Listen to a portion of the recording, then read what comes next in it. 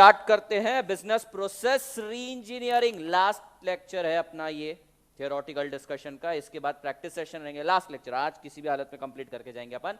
Business process re engineering क्या होता है? बिजनेस प्रोसेस री इंजीनियरिंग एक बार समझ लो, उसके बाद तो प्लेन रीडिंग रहेगा। 3 वर्ड आते हैं इसके अंदर, बिजनेस प्रोसेस और री इंजीनियरिंग। प्रोसेस मतलब क्या होता है? प्रोसेस यानी कि the activity when they are arrange in a chronology, यानी कि कोई प्रॉपर वे में, कोई मैनर में उनको अगर अरेंज किया जाए जिससे एक मीनिंगफुल आउटपुट निकल के आ रहा है तो उसको बोलेंगे प्रोसेस। ठीक है, अगर तुम कोई इनपुट और आउटपुट तुम्हारा अचीव हो रहा है, इनपुट के थ्रू आउटपुट अचीव हो रहा है, तो मीनवाइल वो एक प्रोसेस के थ्रू गुजरता है, यानी कि एक ऐसी सेट ऑफ एक्टिविटी जिसके थ्रू एक मीनिंगफुल आउटपुट निकल के आए। तो 3 वर्ड है इसके अंदर। बिजनेस, बिजनेस तो हमको समझता है भाई, प्रोसेस बता दिया। री इंजीनियरिंग सबसे इंपॉर्टेंट वर्ड है। क्या होता है री इंजीनियरिंग? इसमें वर्ड आ रहा है इंजीनियरिंग और उसके आगे लगा है री। इंजीनियरिंग का मतलब कुछ बनाना, री इंजीनियरिंग मतलब वापस से बनाना, यानी ये वो कंपनी में यूज करना है जहां पे तुम्हें रेडिकल चेंज लाना है। क्या लाना है? रेडिकल चेंज, जिसका मतलब है कोर से तुमको चेंज लाना है। तुम कोई ऑर्गेनाइजेशन में काम कर रहे हो और तुमको लग रहा है कि बेसिक से ऑर्गेनाइजेशन गलत काम कर रही है, तो तुम तब यूज करोगे सबसे ड्रास्टिकल चेंज करने वाली strategy, business process re engineering. यानी कि अब सारे के सारे प्रोसेसेस को चेंज कर देंगे अपन। समझ में आया?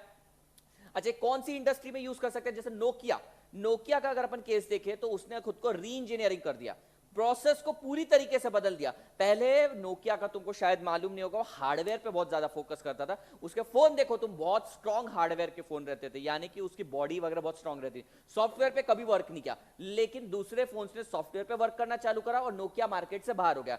ऐसे समय नोकिया को समझ में आया कि अगर मेरे को मार्केट में सस्टेन करना है तो मैं आउट नहीं होऊंगा, मेरे को री इंजीनियर करना पड़ेगा, बेसिक से सारी टेक्नोलॉजी चेंज करनी पड़ेगी। तो बिजनेस प्रोसेस री इंजीनियरिंग का मतलब है जो एग्जिस्टिंग प्रोसेस थी, जो तुमने सेट करी थी, उसको चेंज कर देना। Did you get this? ठीक है। अच्छा, बाटा भी यही कर रहा है। बाटा भी देखो अभी इनोवेशन ला रहा है। पहले उसने कभी सेलिब्रिटीज को रखा नहीं था, बाटा की एड भी ज्यादा देखने को नहीं मिलती थी, आजकल देखने को मिल रही है। समझ में आ रहा है कि वो BPR, business process re engineering के ऊपर बहुत ज्यादा फोकस्ड है।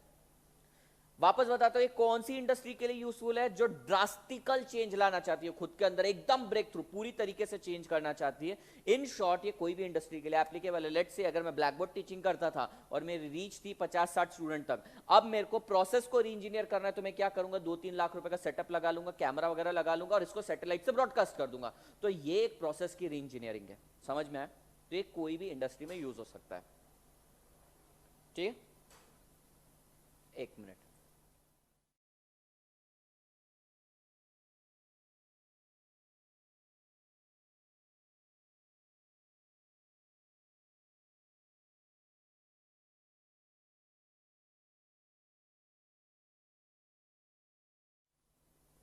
चलो, पहले री इंजीनियरिंग का मीनिंग देख लेते हैं, फिर प्रोसेस का देख लेंगे, फिर बीपीआर क्या है।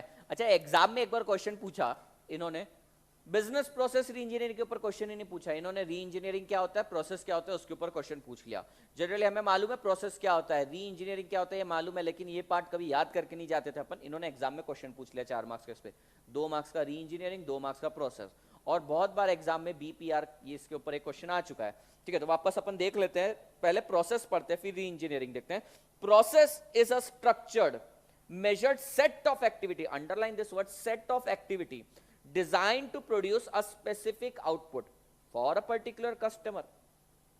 जैसे साइड में एक फोटो दिख रही होगी, वो किस चीज का प्रोसेस है बताना मुश्किल है, लेकिन यहां पर देखो एक प्रोसेस होके जा रहा है। ठीक है, you are also going through a process. तुम्हें लगता नहीं क्या तुम एक प्रोसेस के थ्रू जा रहे हो? क्या प्रोसेस के थ्रू जा रहे हो? फाउंडेशन, इंटर, फाइनल, और फिर तुम्हारा आउटपुट निकलेगा। तो ये प्रोसेस तो फॉलो करना जरूरी है। जिस तरीके से प्रोसेस डिजाइन हुई है वैसे ही प्रोसेस को करना जरूरी है। क्या तुम अपनी एग्जिस्टिंग प्रोसेस में बीपीआर कर सकते हो? जरा सोच के बताना। तुम एक प्रोसेस के थ्रू जा रहे हो, क्या इस प्रोसेस को पूरी तरीके से री इंजीनियर कर सकते हैं अपन? पूरी तरीके से चेंज कर सकते हैं क्या? सुष्मिता, कर सकते हैं। एक आंसर आ रहा है, कर सकते हैं। हाँ, क्वेश्चन नहीं समझा? मैंने बोला अपन 3 स्टेजेस के थ्रू जा रहे हैं, फाउंडेशन, इंटर, फाइनल। ये एक प्रोसेस है। तुम्हें सीए में बनना है तो ये प्रोसेस के थ्रू जाना पड़ेगा। बिजनेस प्रोसेस री इंजीनियरिंग क्या बोलता है? बिजनेस प्रोसेस री इंजीनियरिंग क्या बोलता है कि सारी की सारी प्रोसेस को चेंज कर दो। तो माय क्वेश्चन इज, क्या ये एग्जिस्टिंग प्रोसेस को तुम चेंज कर सकते हो? हाँ या ना? हाँ या ना? ना। ओ लड़की, हाँ हाँ ना? ना। कितने लोग हाँ बोल रहे हैं?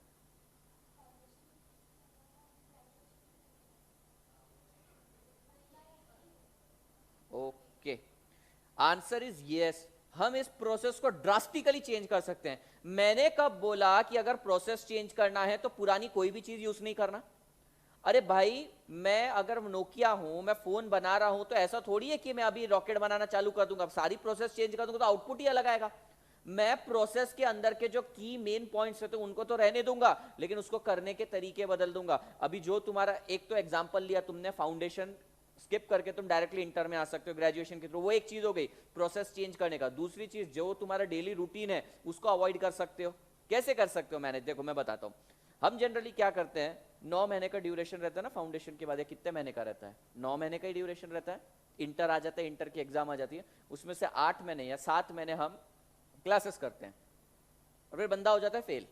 होता है, मानते कि नहीं? ये प्रोसेस को क्यों ना हम थोड़ा ज्यादा टाइम दे दें, क्यों ना हम 9 महीने पढ़ने की जगह 15 महीने पढ़ लें और 6 महीने से पढ़ाई करें, जिससे रिजल्ट एक ही बार में आ जाएगा, आउटपुट स्ट्रांग आएगा, कॉन्सेप्चुअल क्लैरिटी ज्यादा आएगी, सारी चीजें हो सकती हैं। तो अगर मेरे को दिख रहा है कि मेरा प्रोसेस में प्रॉब्लम आ रही है जिसके कारण आउटपुट नहीं आ रहा है, इनफैक्ट स्टूडेंट फ्रस्ट्रेट हो रहा है, तो मैं अपना प्रोसेस चेंज कर दूंगा। तो प्रोसेस कोई भी चेंज कर सकते हैं अपन, कोई भी प्रोसेस को चेंज करना पॉसिबल है। Changing the process doesn't mean कि सारी की सारी चीजें चेंज करनी है। जो तुम्हारे अंदर नेगेटिविटी ला रही है, जो तुम्हारे प्रोडक्टिविटी को कम करे, वो प्रोसेस उसको बाहर करना है। समझ में आया?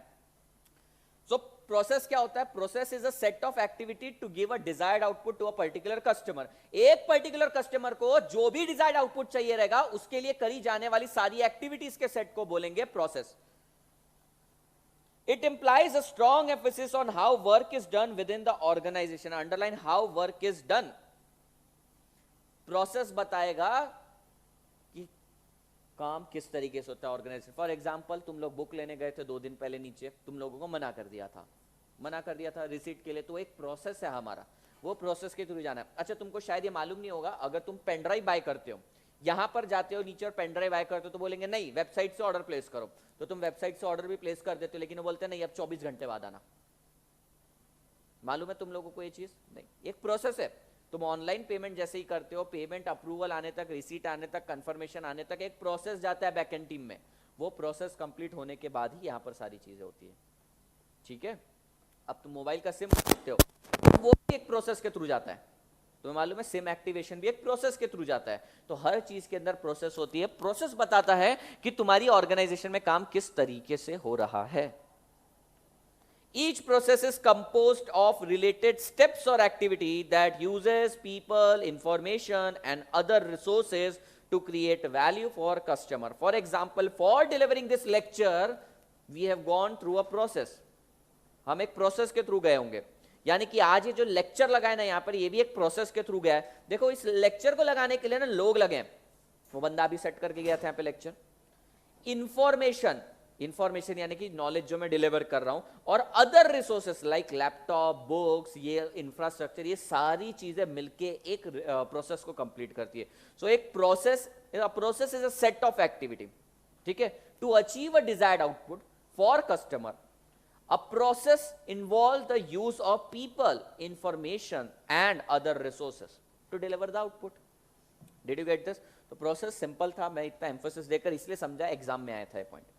नाउ व्हाट इज री इंजीनियरिंग? री इंजीनियरिंग में पहला वर्ड आता है इंजीनियरिंग। इंजीनियरिंग यानी कि कुछ बनाना, और री इंजीनियरिंग माने कि वापस से बनाना, यानी कि ये वो वाली इंडस्ट्री के लिए है जो ऑलरेडी एक प्रोसेस में है। समझो डिफरेंस, ये वो वाली इंडस्ट्री के लिए नहीं है जो न्यू वाली सेटअप है, उनके लिए नहीं है, जो एग्जिस्टिंग सेटअप था उसमें चेंज लाने के लिए ये।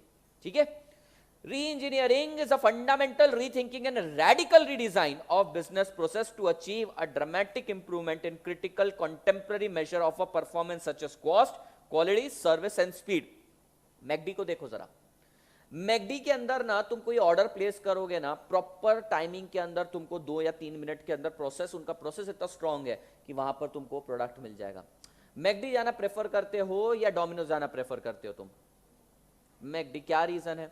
देखो अगर पिज्जा खाना है तो तुम जाओगे डोमिनोज, लेकिन अगर तुम्हारे पास टाइम कम है और सामने दोनों आउटलेट दिख रहे हैं तो तुम चले जाओगे मैकडी के अंदर। अब ये मैकडी वाला 1 मिनट के अंदर तुमको आउटपुट डिलीवर कर सके, इसलिए बैकएंड में पहले से ही बहुत तैयारी के साथ बैठा रहता है ये। तो पहले वो स्लो था।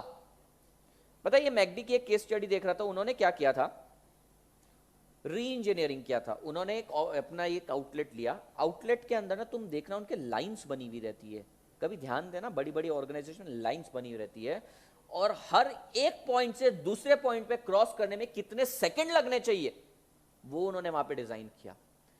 उन्होंने अगर 10 सेकंड भी बचा सकते थे ना, 10 सेकंड बचाया, और धीरे धीरे ऐसी हैबिट बना दी कि अब ये 10 सेकंड तो इजीली सेव होने लग गए। उन्होंने और टाइम कम करना चालू कर, कम करके कम कर इतना कम कर दिया कि सबसे क्विकेस्ट वही दे देते हैं आज के टाइम पे प्रोडक्ट। तो उनका भी प्रोसेस था, लेकिन प्रॉब्लम ये आ रहा था कि भाई हम प्रोडक्ट तो दे रहे हैं नॉर्मल। मैकडी तुमको लगता है कि बहुत अच्छा है? नहीं, इंडिया में बहुत हाइप है उसका, लेकिन बाहर की कंट्रीज में जाओ तो नॉर्मल है मैकडी, इनफैक्ट सबसे सस्ता है वहां पे। तो उसको कुछ कोर कंपिटेंसी चाहिए थी, उसको कुछ अलग चाहिए था, तो उसने क्या किया, सारे प्रोसेस को रीडिजाइन कर दिया। इसका मतलब ये थोड़ी कि कपड़े बेचने लग गया मैकडी वाला, वो यही सेम चीज है बेच रहा, लेकिन उसने प्रोसेस को बदल दिया। जो ऑलरेडी इंजीनियर्ड चीजें थी उसको री इंजीनियर कर दिया। अब तुम कभी मैकडी का किचन देखना, डिवाइडेड रहता है, सेगमेंटेड रहता है, veg side non veg side रहता है सारा, देखा है कभी? कभी ऑब्जर्व करते हो कि नहीं रहे तुम लोग? देखा ये? और उनका एक डिजाइन देखा कि एक बंदा यहां पर ट्रे में तुमको लाके नहीं देता चीजें, वो यहां से सीधा फेंकता है बर्गर, देखा है? वो बर्गर एक स्लाइड मतलब क्या, घसर घुंडी रहती है ना तुम्हारी, वैसा उस पे जाके स्लाइड होके नीचे तुम्हारे पास बराबर आ जाता है, फिर वो बंदा वहां से उठा के तुम्हें सर्व करता है। एक प्रोसेस है, री इंजीनियर करा। री इंजीनियरिंग तभी होगी जब इंजीनियरिंग होगी, जब ऑलरेडी एग्जिस्टिंग प्रोसेस होगा। Did you get this part? Okay. ये क्यों किया जाता है री इंजीनियरिंग? ताकि कॉस्ट बचे, या फिर क्वालिटी इंप्रूव हो, या तो सर्विस फास्ट हो, या तो तुम स्पीड अचीव कर लो। अब जरा सोचो तुम, business process re engineering speed wise किसके लिए यूजफुल होगी, तुम ही बताओ। BPR, business process re engineering, ऐसी कौन सी कंपनी करेगी जिसको स्पीड इंप्रूव करना है?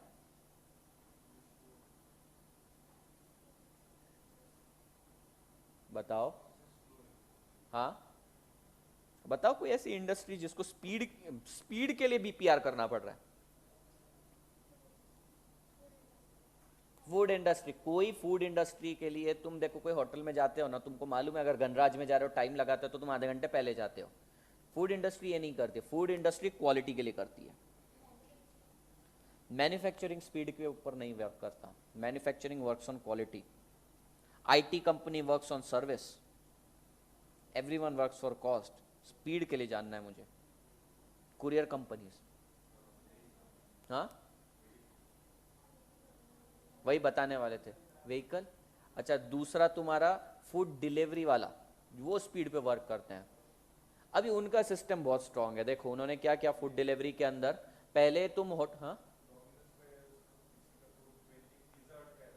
डोमिनोज का ये 30 मिनट्स नहीं तो फ्री, लेकिन बंद कर दिया उन्होंने, क्योंकि इतना ट्रैफिक, इतने लोग, इतने गड्ढे, इतने अपने। तो अब तुम देखो यार, यहाँ पर एक जरा सा इतना सा रास्ता, उसमें भी 4 गणेश जी यहाँ बिठाते हैं, वो बीच रास्ते में बिठाते हैं आजकल। तुमको मालूम है क्या, मंडई में जाओगे ना, बीच रास्ते में उन्होंने ऊपर बिठा दिए।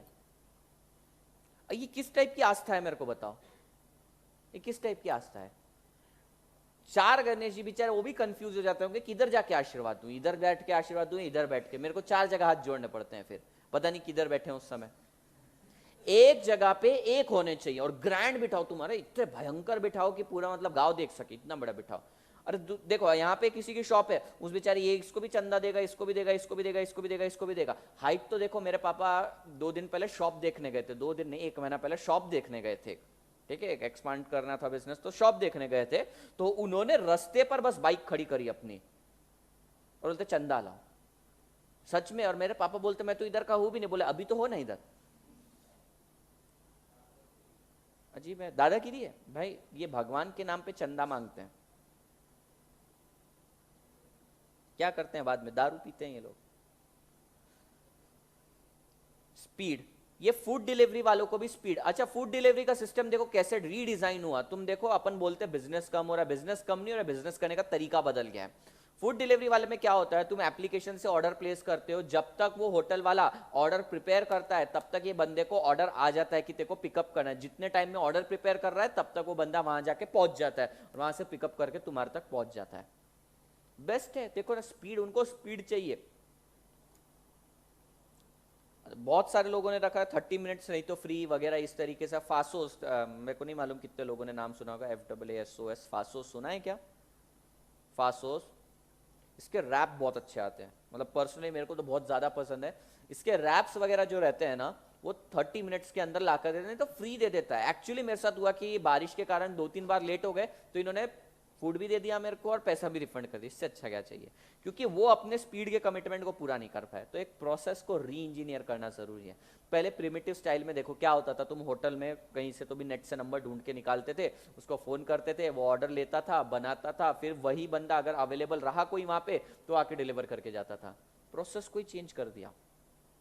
आज के टाइम पे मैं तुमको बताता हूं, अगर तुम कोई प्रोसेस को चेंज कर दिया ना तुमने, तुम करोड़पति बन जाओगे। Just try to change the process. तुम अभी सिर्फ प्रोसेस में घुसे हो। If you are not ready to bring any change in the process, तुम एक मीडियोकर गरीब जिंदगी जियोगे। Like I am also in this process. लेकिन जब तक ब्रेक थ्रू चेंज नहीं आएगा ना, तब तक इंसान करोड़पति नहीं बन सकता या दुनिया जाने ऐसा नहीं हो सकता। तो प्रोसेस को चेंज करना, आजू बाजू की चीजों में प्रॉब्लम ढूंढो। अगर तुम्हें रियल पर्सन बनना है ना, तो प्रॉब्लम सॉल्विंग एटीट्यूड रखना पड़ेगा। याद रखना है 3 word, PSA, problem solving attitude रखो। ये प्रॉब्लम दिख रही है ना, इसको सॉल्व करूंगा, बस। पैसा सेकेंडरी है, झक मार के पैसा आ जाएगा। मैं तुमको बोल रहा हूं, जिसने प्रोसेस चेंज करने की कोशिश करी ना, आज के टाइम जी रहा है। तुम्हें मालूम है 1-1.5 साल पहले तुमने शायद अर्बन क्लैप का नाम भी नहीं सुना होगा। आज के टाइम पे हर कोई अर्बन क्लैप यूज कर रहा है। तुम लोग भले यूज नहीं करो, तुम हॉस्टलाइज हो, तुम्हारी लाइफ बहुत अलग है। ये लाइफ के 3 साल के बाद ना जो लाइफ होगी वो रियल लाइफ है। वहां पे तुम देखोगे कि सैलून में लोग जा नहीं सकते थे, क्लीनिंग वगैरह करते नहीं है। आज के टाइम पे डायनामिक फैमिली, लड़का लड़की दोनों कमाते हैं, तो घर पे कोई रहता नहीं है, तो ऐसे टाइम पे क्लीनिंग के लिए भी अर्बन क्लैब से बुला लेते हैं। अब प्रोसेस चेंज हो गया, इसके कारण लोगों को भी काम मिल रहा है, प्लस तुम भी मेन काम पे फोकस कर पा रहे हो अपने। Did you get this? तो try to change the process. Process के थ्रू कभी गए ना तुम, फेल हो लाइफ में। BPR, now the actual point start. BPR, it is a business management strategy originally pioneered in early 1990s, focusing on analyzing and design of workflow and process within an organization. BPR क्या करता है? सबसे पहले तो एक चीज करता है, क्या? तुम्हारी ऑर्गेनाइजेशन में जो प्रोसेस चल रहा है ना, उसको चेक करता है। बिजनेस प्रोसेस री इंजीनियरिंग कहां से स्टार्ट होती है? सबसे पहले एक एटीट्यूड से स्टार्ट होती है कि प्रॉब्लम दिखे और उसको री इंजीनियर करा जाए। अब ये क्लास सब बराबर चल रही है ना अपनी, इसमें री इंजीनियरिंग की क्या जरूरत है? ठीक है, क्या जरूरत है? मेरे को एक बात बताओ, कोई जरूरत नहीं है। लेकिन अगर यहां जरा सी भी प्रॉब्लम दिखी तो री इंजीनियरिंग करने की जरूरत है। लेकिन री इंजीनियरिंग करने का लगता है कॉस्ट, और री इंजीनियरिंग करने के बाद मिलता है बेनिफिट। कॉस्ट बेनिफिट एनालिसिस जरूरी है भाई। समझ में आया ये चीज? तो यहां पे फर्स्ट स्टेप क्या लिखा? 1990s के अंदर ये जो BPR है ना, वो इमर्ज होने लगा। क्या करता है ये? प्रोसेस को बहुत क्लोजली देखता है। अब मैं भी तुमको बोलता हूं, मेरे को तुम सब लोगों की सारी हैबिट्स मालूम है। अभी मैं कितने दिन से पढ़ा रहा हूं तुम लोगों को, ऑलमोस्ट 25 घंटे से तो पढ़ा रहा हूं। मुझे तुम्हारी सारी हैबिट्स मालूम पड़ गई है, तो मैं प्रोसेस को बहुत क्लोजली ऑब्जर्व करता हूं। तो बिजनेस प्रोसेस री इंजीनियरिंग में यही है कि प्रोसेस को समझो पहले। Did you get this part? अभी तक BPR में घुसे नहीं अपन।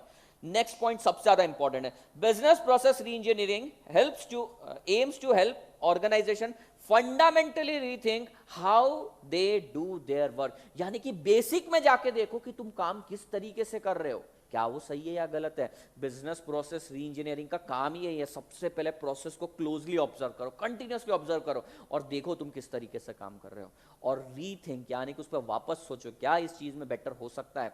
तुम्हें मालूम है, तुम एक दिन में अगर 7 घंटे वर्कआउट करोगे तो कुछ नहीं असर होने वाला, लेकिन अगर 7 दिन रोज 1-1 घंटे अगर वर्कआउट करोगे तो तुम्हारी बॉडी पे इफेक्ट दिखकर आ जाएगा। इसका मतलब क्या है? प्रोसेस, यहाँ पे मैं तुमको कुछ कॉन्ट्राडिक्टरी एग्जांपल दे रहा हूं, यानी कि थोड़ा इंप्रूवमेंट लाना लाइफ के अंदर, ये काइजन टेक्निक होती है। और बिजनेस प्रोसेस री इंजीनियरिंग एक झटके में सारा चेंज लाना, ये होता है। तो ये एक दिन में 7 घंटे एक्सरसाइज करने वाली बात कर रहा है, पर ये फ्रूटफुल रिजल्ट ये भी देता है क्योंकि इट इज अ मशीन। ये सब मशीन्स के ऊपर अपन करने वाले हैं process. BPR seeks to help companies radically restructure their organization by focusing on the ground up design of the business process. बहुत सही पॉइंट बोल दिया। एकदम बेसिक में जाके रीथिंक करने के लिए मजबूर कर देते हैं। फॉर एग्जाम्पल लेट्स से यहां पर तुम लोग बैठे हो और तुम्हें गर्मी लग रही है, ठीक है। अब यहां से मेरा थिंकिंग प्रोसेस चालू हो जाएगा कि ये क्लासरूम को कैसे फ्रेंडली बनाया जाए, और वो चीज के चलते मैं 10 और चीजें चेंज कर दूंगा जिसके थ्रू सडनली मेरे को इंप्रूवमेंट दिखना चालू हो जाए। यानी बहुत बेसिक ऑब्जर्वेशन को देखकर वापस से रीथिंक करके सोच के ड्रास्टिकल चेंज ले आना। तो प्रोसेस कहां से स्टार्ट होता है? सबसे पहले ऑब्जर्वेशन से, उसके बाद रीथिंकिंग करने से, फंडामेंटल स्ट्रक्चर्स ही चेंज कर देना। Next, it involves the redrawing of organisation boundary, reconsideration of job, trades and skills. यानी कि again they are using the same word, redrawing of organisation boundary. मतलब क्या है कि वापस से अपनी ऑर्गेनाइजेशन जिस तरीके से काम करते उसको भूल के नया प्रोसेस देखो। फॉर एग्जांपल ऐसा हो सकता है ये पर्टिकुलर टॉपिक में तुम्हें आउटडोर जाके पढ़ा सकता था, ठीक है, कोई केस स्टडी दिखा के कर सकता था, तो मैं भी प्रोसेस चेंज कर सकता हूं, फंडामेंटली कोर वैल्यूज ही चेंज कर दूं। ऐसा हो सकता है आज से 2-3 साल बाद मैं एसएम का लेक्चर बाहर ही लूं, तुम्हें अलग अलग स्पॉट्स वगैरह पे ले जाऊं, वहां पे प्रोजेक्टर लगा के दिखा दूं, हो सकता है। ये री इंजीनियरिंग का प्रोसेस है। तो ऑर्गेनाइजेशन जिस दायरे में काम करती है वो दायरे को एक्सपांड करो, expand that boundary. This occur with the creation and use of model, whether those are physical model or mathematical, computer, structural model. The engineers build up and analyze model to predict the performance of the design or to understand the behavior of device. Okay, the next point says that ये rethinking मतलब क्या है, मतलब exactly तुम बोलना क्या चाहते हो, चेंज क्या करना चाहते हो। तो ये बोल रहा है चेंज कुछ भी हो सकता है। चेंज ऐसा हो सकता है तुम यहां पे फिजिकली प्रेजेंट हो, तुम यहां पे प्रेजेंट हो ही ना, तुम अपना फिजिकल डिजाइन ही चेंज कर दो। फॉर एग्जाम्पल मैं तुम्हें क्लासरूम में पढ़ा रहा हूं, इससे बेटर मैं तुमको बोलूंगा तुम घर पे टीवी चालू करो, मेरे को उसमें देखो, तो मैंने फिजिकल मॉडल ही चेंज कर दिया। उसके अलावा उन्होंने कंप्यूटर वर्ड भी यूज करा है, मैथमेटिकल मॉडल यूज किया है। मैथमेटिकल मॉडल यानी कि तुम्हारी कैलकुलेशन ही चेंज कर दी तुमने, बिल्कुल नया प्रोडक्ट बनाने के लिए कैलकुलेशन चेंज कर दी। कंप्यूटरल डिजाइन यानी कि आईटी का इन्वॉल्वमेंट यूज करना चालू किया। स्ट्रक्चरल मॉडल जो एग्जिस्टिंग स्ट्रक्चर थे उसको चेंज कर दिया। यानी कि इतना बोल रहे हैं कि चेंज है, business process re engineering is a change, पर कुछ भी चेंज हो सकता है। मैं बोल रहा हूं लिटरली कुछ भी चेंज हो सकता है। अभी देखो पहले आज से ना 5-6 साल पहले वीडियो लेक्चर्स नहीं होते थे, तुमको आइडिया है या नहीं मुझे नहीं मालूम, पर नहीं होते थे। फिर सडनली क्या हुआ, वीडियो लेक्चर का क्रेज आया, वी स्मार्ट में भी ये सारी चीजें आई। अब वी स्मार्ट में पहले जब लेक्चर्स रिकॉर्ड होते थे तो पर आवर की कॉस्ट, 1 घंटे की कॉस्ट 2,500 रुपए पे करना पड़ता था हमें। तो तुम जरा सोचो अगर 2,500 रुपए पर घंटे, क्योंकि उसमें एडिटिंग सारा पार्ट रहता था, अगर मैं तुमको बोलता हूं कि मेरा 30 घंटे का लेक्चर होता है, कितने हो रहे हैं ये? 75,000 तो मेरी कॉस्ट ही जाती। क्या करा हमने डिजाइन ही चेंज कर दिया। कैमरामैन हमसे पैसे लेता था ना, हमने खुद के कैमरे वगैरह सिस्टम 6-7 लाख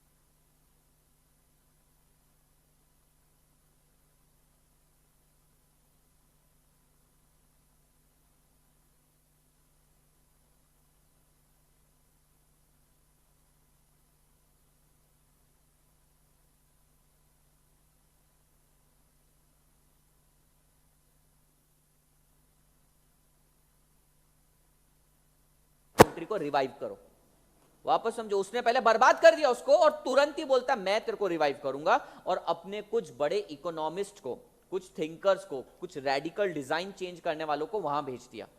उन्होंने over the period of time बहुत सारी टेक्निक प्रोड्यूस करी और Japanese people were ready for this, उन्होंने अडेप्ट करा। तुम देखोगे जापानीज टेक्नोलॉजी हमेशा टॉप पे। एक कंट्री जो डिवास्टेड हो गई थी, पूरी तरीके से बर्बाद हो गई थी, आज टेक्नोलॉजिकल लीडर है। कैसे? उन्होंने एक प्रोसेस के अंदर चेंज लाया, उन्होंने ह्यूमंस को निकाल दिया, ऑटोमेशन को लिया। उनको मालूम था हमारे पास मैन पावर कम है लेकिन ब्रेन है, तो उन्होंने लिया है ऑटोमेशन। तो यहां पर यही बोल रहे हैं रेडिकल रिस्ट्रक्चरिंग कुछ भी हो सकता है, टूल्स में हो सकता है, मॉडल्स में हो सकता है, मेथड में हो सकता है। जापान ने यही किया, सब कुछ चेंज कर दिया। और आज इतनी बड़ी बड़ी इस्टेब्लिश्ड कंपनी, जो यूएस की इस्टेब्लिश्ड कंपनी, उनको जापान आज आके टक्कर देता है टेक्नोलॉजी के मामले में। क्यों? क्योंकि उसने पहले तो तबाह हो चुका था, नष्ट हो चुका था, और उसने खुद को कंटिन्यूअसली रीडिजाइन करा। तुम देखना जितनी भी एफिशिएंट टेक्नोलॉजी आती है, सबका ओरिजिन या तो जापान से होता है या तो जर्मनी से होता है, और दोनों क्वालिटी को लेकर बहुत ज्यादा फोकस्ड हैं। So they have many time use this concept. अगर उनको नहीं पसंद आ रहा ना, निकलो, नया प्रोसेस। तुमको मालूम है वहां पे काम करते करते सो जाना अच्छा साइन कहलाया जाता है। और हमारे यहाँ हम इतने ट्रेडिशनल स्टाइल से क्यों जा रहे हैं, मेरे को समझ में नहीं आ रहा। एक इंसान नहीं काम कर पा रहा और उसको सोना है, सोने दो ना, उसको क्या प्रॉब्लम है? तुमने कोई ऑफिस में देखा कि तुम्हें लाउंज वगैरह मिल रहे हैं सोने वगैरह के लिए? नहीं मिलते हैं। मिलने चाहिए, क्योंकि बंदा यहां पर सोने के लिए तो आ नहीं रहा, और वो अगर सो गया यहां पे आकर तो 1 घंटा और ज्यादा काम कर लेगा। 3 घंटा इनएफिशिएंटली सिर पकड़ के बैठे रहने से बेटर है कि यार वो आराम कर ले, सो ले। तो उन्होंने इस प्रोसेस को भी चेंज कर दिया। अभी तुम देखना यूरोपियन कंट्री 5 डेज वर्किंग पर ले आ रहे। क्या है ये? एक मॉडल चेंज कर दिया उन्होंने। ये री इंजीनियरिंग है, इसका बेनिफिट मिलेगा, इसका रिजल्ट मिलेगा। ओके, 3S देखो, ये 3S इन BPR, ये इस पे क्वेश्चन आता है छोटा सा।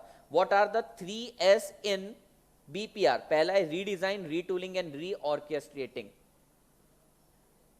Redesign, retooling and reorchestrating forms the key component of BPR that are essential for organization to focus on the outcome that it need to achieve. Redesign का मतलब क्या होता है? वापस से कुछ नई डिजाइन बनाना। रीटूलिंग यानी कि जो तुम टूल्स वगैरह यूज करते हो, जो मेथड यूज कर रहे थे, उसको वापस से ड्राफ्ट करना।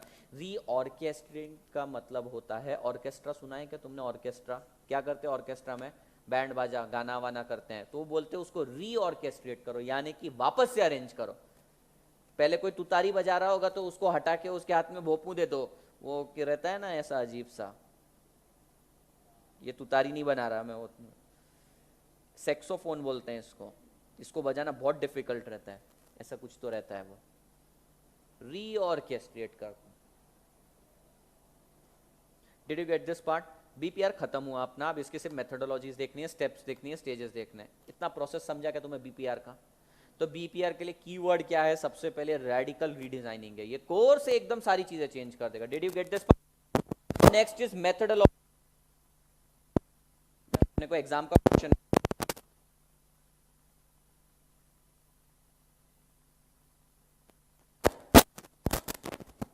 What are the methodologies of BPR?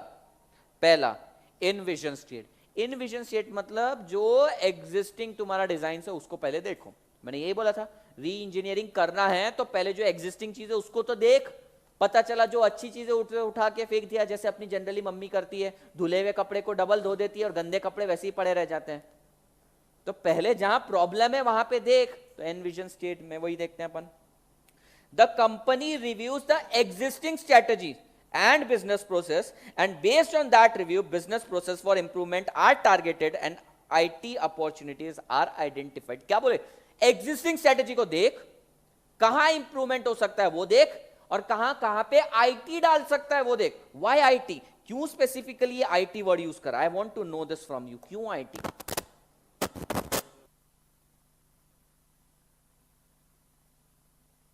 Information technology क्यों वर्ड यूज किया उन्होंने यहां पे? क्योंकि मशीन थकता नहीं, मशीन का बर्थडे नहीं आता, मशीन के सोना बाबू जानू का भी बर्थडे नहीं आता, ठीक है? मशीन में जनरली ऐसा कोई खतरनाक ब्रेकडाउन नहीं होता, इमोशनल ट्रॉमा के थ्रू नहीं जाते, बावलापन नहीं दिखाती मशीन, ठीक है? तो IT को डालना सबसे ज्यादा जरूरी है, क्योंकि ह्यूमन दिखाता है नखरे, और ये नखरे झेले नहीं जाते। मशीन नहीं बोलती मेरे को यहाँ पे पिंक कलर का एटमॉस्फेयर चाहिए, मेरा मन नहीं कर रहा। ब्रेकअप होने के बाद मशीन अरिजीत के गाने नहीं सुनती है, तुम पछताओगे गाने लगा के, तो उनमें कोई प्रॉब्लम नहीं रहता। तो रिप्लेस करो। अपने को पहले ही इन्होंने बोल दिया है कि they are going to replace us. ये बहुत बड़ा साइन है, छोटा सा वर्ड तुम बोल रहे थे, but this is showing that we are going to be replaced one day. एक दिन हम रिप्लेस होने वाले हैं। क्या करोगे तुम? क्या करोगे उस दिन तुम? प्रणव क्या करेगा जिस दिन तेको छोड़ के मशीन को ले आया जाएगा कंपनी में? पता नहीं तुम लोग क्या सोचे, मैंने तो यही बोलना था। समृद्धि मैंने कुछ गलत बोला? नहीं, मैं हूं ही सज्जन शरीर सुधरा हुआ इंसान, गलत निकलता ही नहीं मेरे मुंह से। तुम एक दिन रिप्लेस हो जाओगे मशीन द्वारा। जितनी भी जरूरतें हैं कंपनी की सब मशीन द्वारा पूरी हो जाएगी। क्या करेगा उस दिन? क्या करेगा?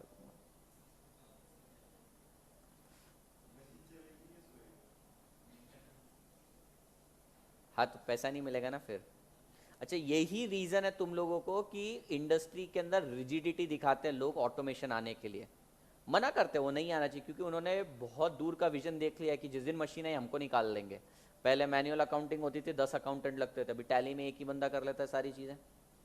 तो we are going to be replaced. क्या करोगे तुम? मयूरेश क्या करेगा जिस दिन तेको छोड़ के मशीन का सहारा ले लिया जाएगा? Sounds highly impossible. Highly impossible क्यों?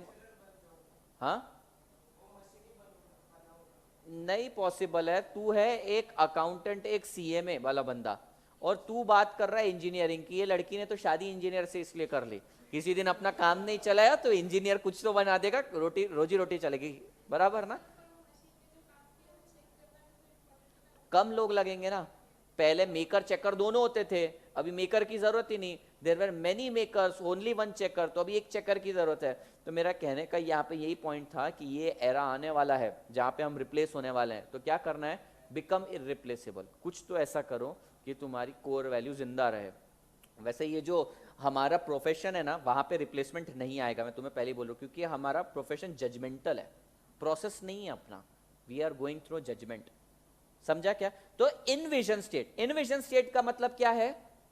यहां पे तुम सबसे पहले एग्जिस्टिंग स्ट्रेटेजी को देखोगे, इंप्रूवमेंट कहां हो सकता है वो देखोगे, और आईटी कहां पे लगा सकते हो वो देखोगे। तीन चीजें कौन कौन सी? एग्जिस्टिंग स्ट्रेटेजी का रिव्यू, कहां पे इंप्रूवमेंट आ सकता है, कौन से प्रोसेस में इंप्रूवमेंट आ सकता है, and use of IT.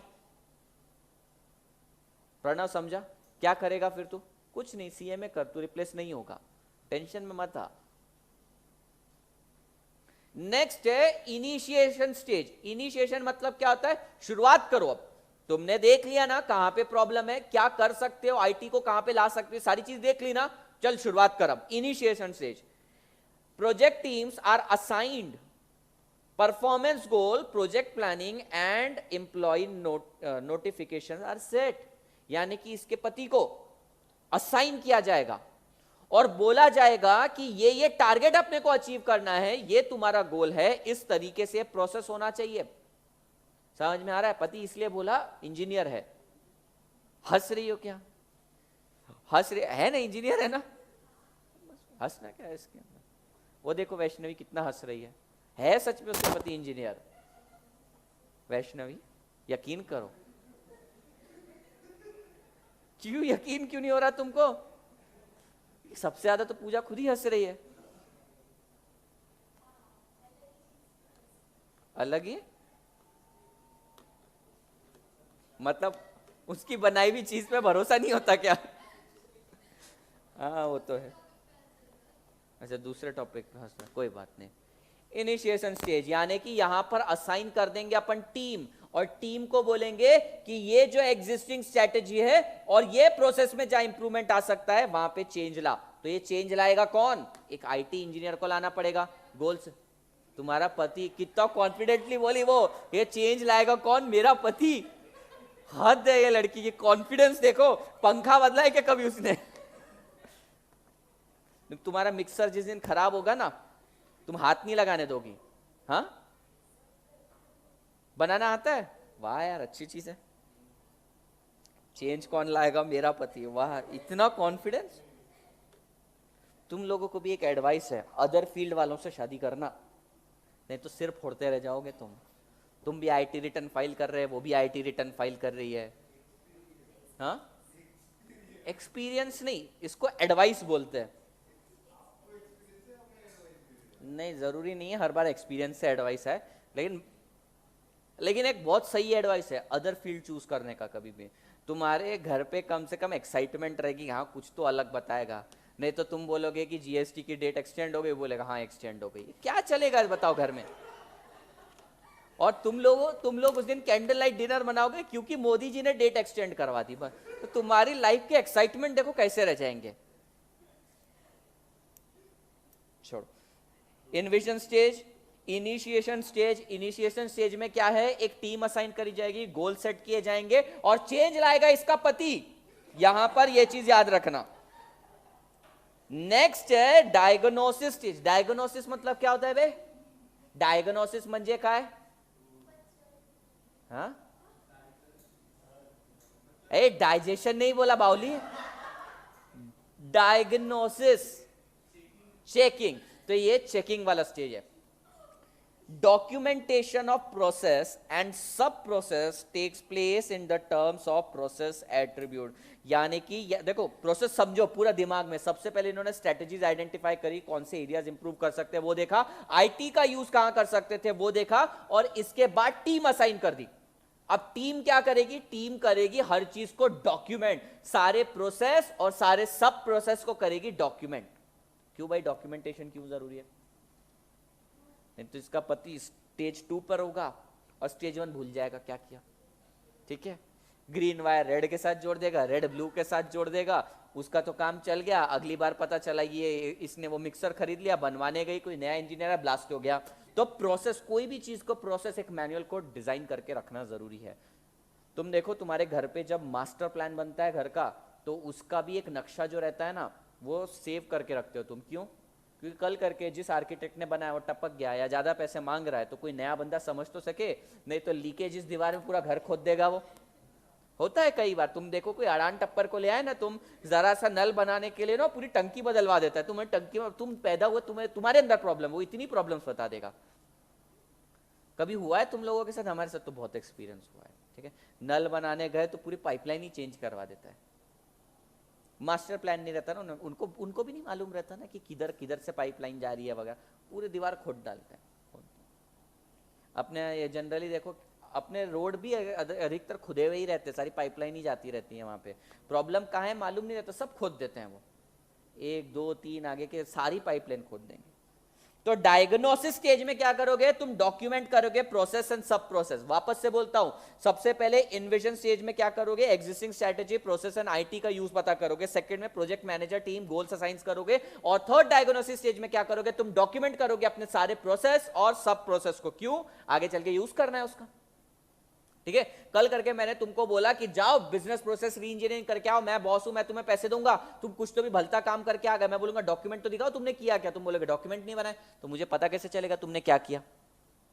Next है रीडिजाइन। नाम से ही समझ में आ रहा है, ये स्टेज में हम रीडिजाइनिंग के बारे में सोचेंगे। पुराने प्रोसेस को डॉक्यूमेंट कर लिया है, नए प्रोसेस को डॉक्यूमेंट कर लिया है, अब नया डिजाइन बनाने के बारे में सोचेंगे। So this process, this stage is of redesigning. The new process design is developed by devising process design alternative and through brainstorming and creative techniques. यानी कि देखो एक बात समझो, प्रोसेस में री इंजीनियरिंग करना है, ये इतना सिंपल नहीं है कि ये चीज छोड़ के कोई नई चीज करनी है। अरे नई चीज करने के लिए मल्टीपल ऑल्टरनेटिव्स अवेलेबल रहेंगे, कौन सा उसमें ऑप्शन अवेलेबल करना है। मैंने तुमको आज बोल दिया, छोड़ो ये सीएमए में क्या रखा है, तुम भी बोले हाँ क्या रखा है, अब क्या करोगे?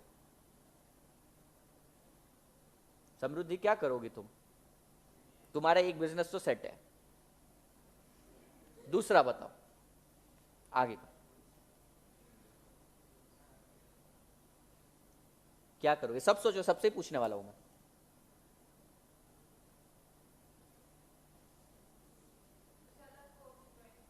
क्या? हाँ मैडम अलग ही करना है, लेकिन क्या अलग? एमबीए करेगी, ठीक है एमबीए करेगी। चलो मैडम तुम भी एमबीए कर लोगी, दोस्त है तुम्हारी वहां जा रही है तो नहीं?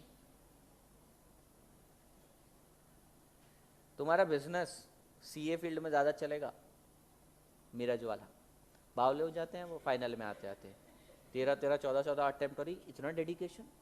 ये डेडिकेशन है कि क्या है? जो भी है, वैष्णवी, हर क्लास में एक वैष्णवी होती है, कभी नोटिस करना। ये तो मेरी हर क्लास में रही है वैष्णवी, पिछली बार 2 थी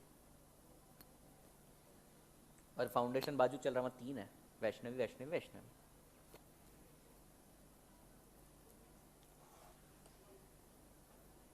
है अपने पास टाइम है नवंबर। हाँ सीएमए ही करोगी, ये प्रोसेस में ही कीड़ा लगा हुआ है, अपने को ये प्रोसेस करना ही नहीं है, कुछ नया। वसुंधरा सोचो तब तक। वसुंधरा होटल तुमको निकाल देते हैं हम होटल से, होटल में मत जाना। मयूरेश जल्दी बता। हाँ टीचिंग में आएगा तू, तेरा मालूम है ना? हाँ बता चल। सीएस करेगा, बोल। खेती करेगा, ठीक है। तो बैल क्या करेगा? प्रणव सीए करेगा। हाँ सीए में छोड़ना है, छोड़ना है, प्रोसेस में री इंजीनियरिंग डालना है। चलो ठीक है, एमबीए ही है ना, मगर डर लगा था। तू कब से ऑनलाइन पे अटकी है? हाँ ठीक है, पूछना ही पाप है।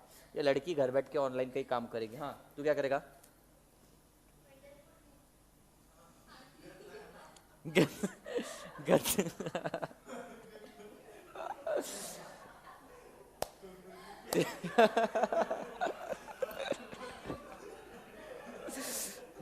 पंढरपुर में पब खोलेगा, मारेंगे, वहां पे भी कीर्तन करवाएंगे लोग।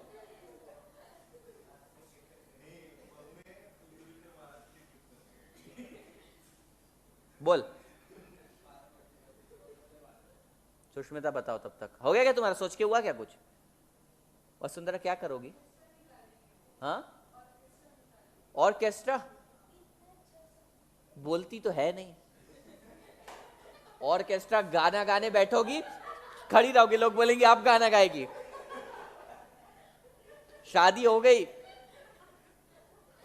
सुहागरात, बच्चे सब हो गए, गाना ही नहीं गा रही लड़की, ऑर्केस्ट्रा माइक लेके पकड़ी बैठी रही। अरे ऑर्केस्ट्रा करते हैं, गाना गाना पड़ता है, बोलना पड़ता है। वसुंधरा बोलो, कुछ बोलो। बोलो मेरा नाम वसुंधरा है। मेरी एक फाउंडेशन की क्लास में माधवी एक लड़की है, वो भी ऐसी है, बोलती ही नहीं। मैं रुक जाता हूँ 15 मिनट उसके लिए, फाउंडेशन बहुत टाइम रहता है मेरा, रुक जाता हूँ। बोल तू कुछ तो बोल, जय गुजरात बोल दे बस, मैं इतना भी बोलता हूँ उसको। तुम जय महाराष्ट्र बोल दो, जय कर्नाटक बोल दो। बोलो, नहीं बोलती, शर्मा जाती है। वैष्णवी बहुत हंस रही हो, कुछ सोचा नया काम? और तूने गंधक लगाने के अलावा सोचा क्या अभी कुछ? हिंदी में गंधक बोलते हैं उसको, तू गंध बोल। हाँ बोल। ऐसा सोचा ही नहीं तुम लोगों ने। तो इस क्या करोगे?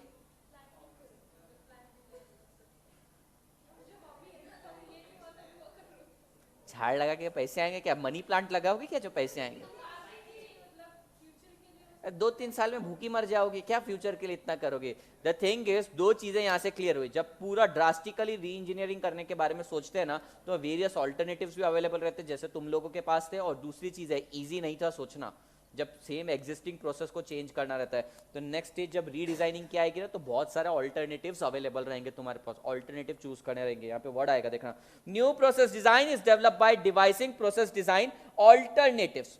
बहुत सारे ऑल्टरनेटिव्स मिलेंगे, उसमें से बेस्ट से भी बेस्ट से भी बेस्ट से भी बेस्ट ऑल्टरनेटिव चूज करना पड़ेगा तुम्हें, जो तुम्हें तुम्हारे लिए लगता है। थ्रू ब्रेनस्टॉर्मिंग, यानी दिमाग पे जोर डाल के, बादाम खा के, अखरोट खा के तुमको सोचना पड़ेगा कि किस तरीके से डिजाइनिंग कर सकते हैं with the help of creative techniques. समझा क्या? समझा क्या चंद्रकला? समझा? रिकंस्ट्रक्शन स्टेज, यानी कि अब तुमने सोच लिया है तुम्हें क्या करना है, अब उसको कंस्ट्रक्ट कर दो। क्या बोला?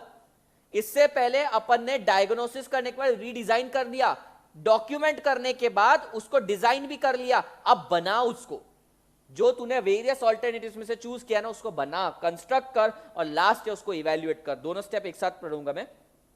Management technique change occur to ensure smooth migration two new process responsibility and human resource role. The new process is monitored to determine if goals are met and examine total quality program. होता कैसे है? For example, तुमने शायद कभी देखा नहीं होगा, कभी सुना नहीं होगा, तुम्हें पता नहीं होगा एक प्रोसेस से दूसरे प्रोसेस पर जाते कैसे हैं. लेट्स से मेरी कंपनी के अंदर मैं यूज करता हूं टैली यूज करता हूं मैं, और अब मुझे यूज करना है साप नहीं सैप. ठीक है, टल्ली छोड़ के साप यूज करना है, सॉरी टैली यूज कर छोड़ के मेरे को सैप यूज करना है. सैप बहुत बड़ा मॉड्यूल है. सैप के अंदर बहुत सारे फंक्शंस हैं जो टैली जन्मों जन्मांतर तक प्रोवाइड नहीं कर सकता. सैप का लेवल इंटरनेशनल है. तुम टैली वैली करते हो, एमएससीआईटी करते हो, कुछ नहीं मिलना, सैप कर लो, कंपनी आएगी तुम्हारे पीछे, तुरंत आएगी. मैं बोलता हूं सैप का कोर्स करना. अब यहां से ना टैली से सैप पे जाना इजी नहीं है. सैप एक ऐसा सॉफ्टवेयर बना हुआ है ना जो हर नीड को पूरा कर सकता है. इतना डिफिकल्ट, इतना कॉम्प्लेक्स, इतना रोबस्ट. यहां से यहां पे माइग्रेशन करोगे ना, आज रात को मैंने तुम्हें बोला टैली बंद करो, अगले दिन से सैप यूज करो, नहीं जमेगा. एक दिन अगर मैं तुमको ये विंडोज छोड़ के लिनक्स करके एक और आता है, मालूम है तुम्हें, ऑपरेटिंग सिस्टम, वो यूज करने बोलूं, नहीं जमेगा. डॉट बेस यूज करने के लिए बोलूंगा, नहीं जमेगा. टैली से सैप पे कैसे जाओगे? तो कैसे करवाते हैं, पहले बोलते हैं टैली भी यूज करो, सेम एंट्री सैप में भी पास करो, साल भर तक रेप्लिका होगा. टैली में तो तुम गलती नहीं करने वाले, गारंटी. सैप में गलतियां करोगे.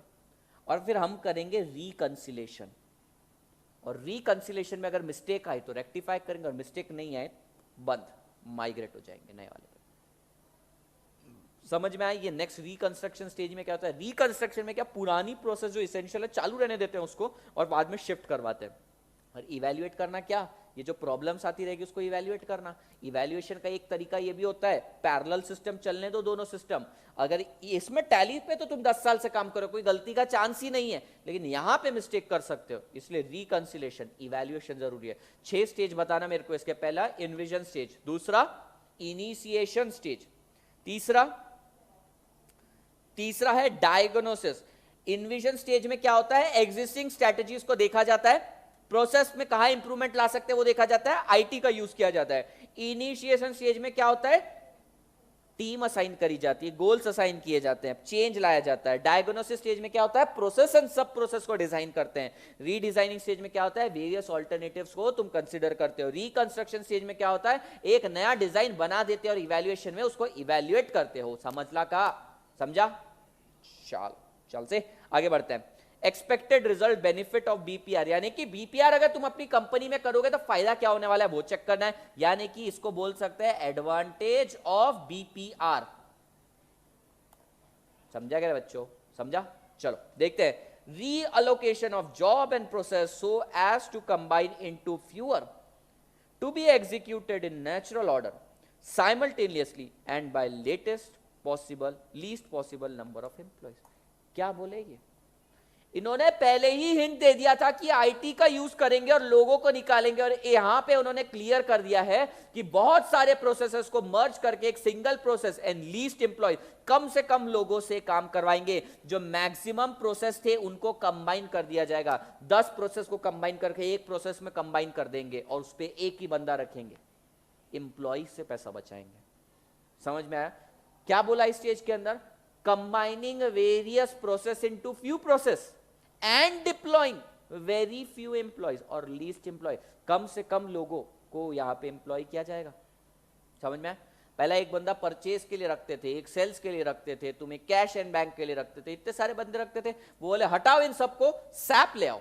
सैप ले आया और एक बंदे को सैप की ट्रेनिंग दे दी उन्होंने. अब वो सब कुछ मैनेज कर लेता है. तुम्हें मालूम है सैप में एक बार तुम्हें डेटर अपना फीड करना रहता है, क्रेडिटर एक बार फीड करना रहता है, ऑटोमेटिकली उसको पेमेंट नोटिफिकेशन चला जाता है, तेरा पैसा आना चाहिए. अगर फिर भी नहीं आया, और वो जो सैप मॉड्यूल है तुम्हारे बैंक अकाउंट से भी लिंक होता है कि अगर उसका पैसा आ गया तो तुम्हें यहां पे सीधा पॉपअप आता है कि पैसा आ गया उसका.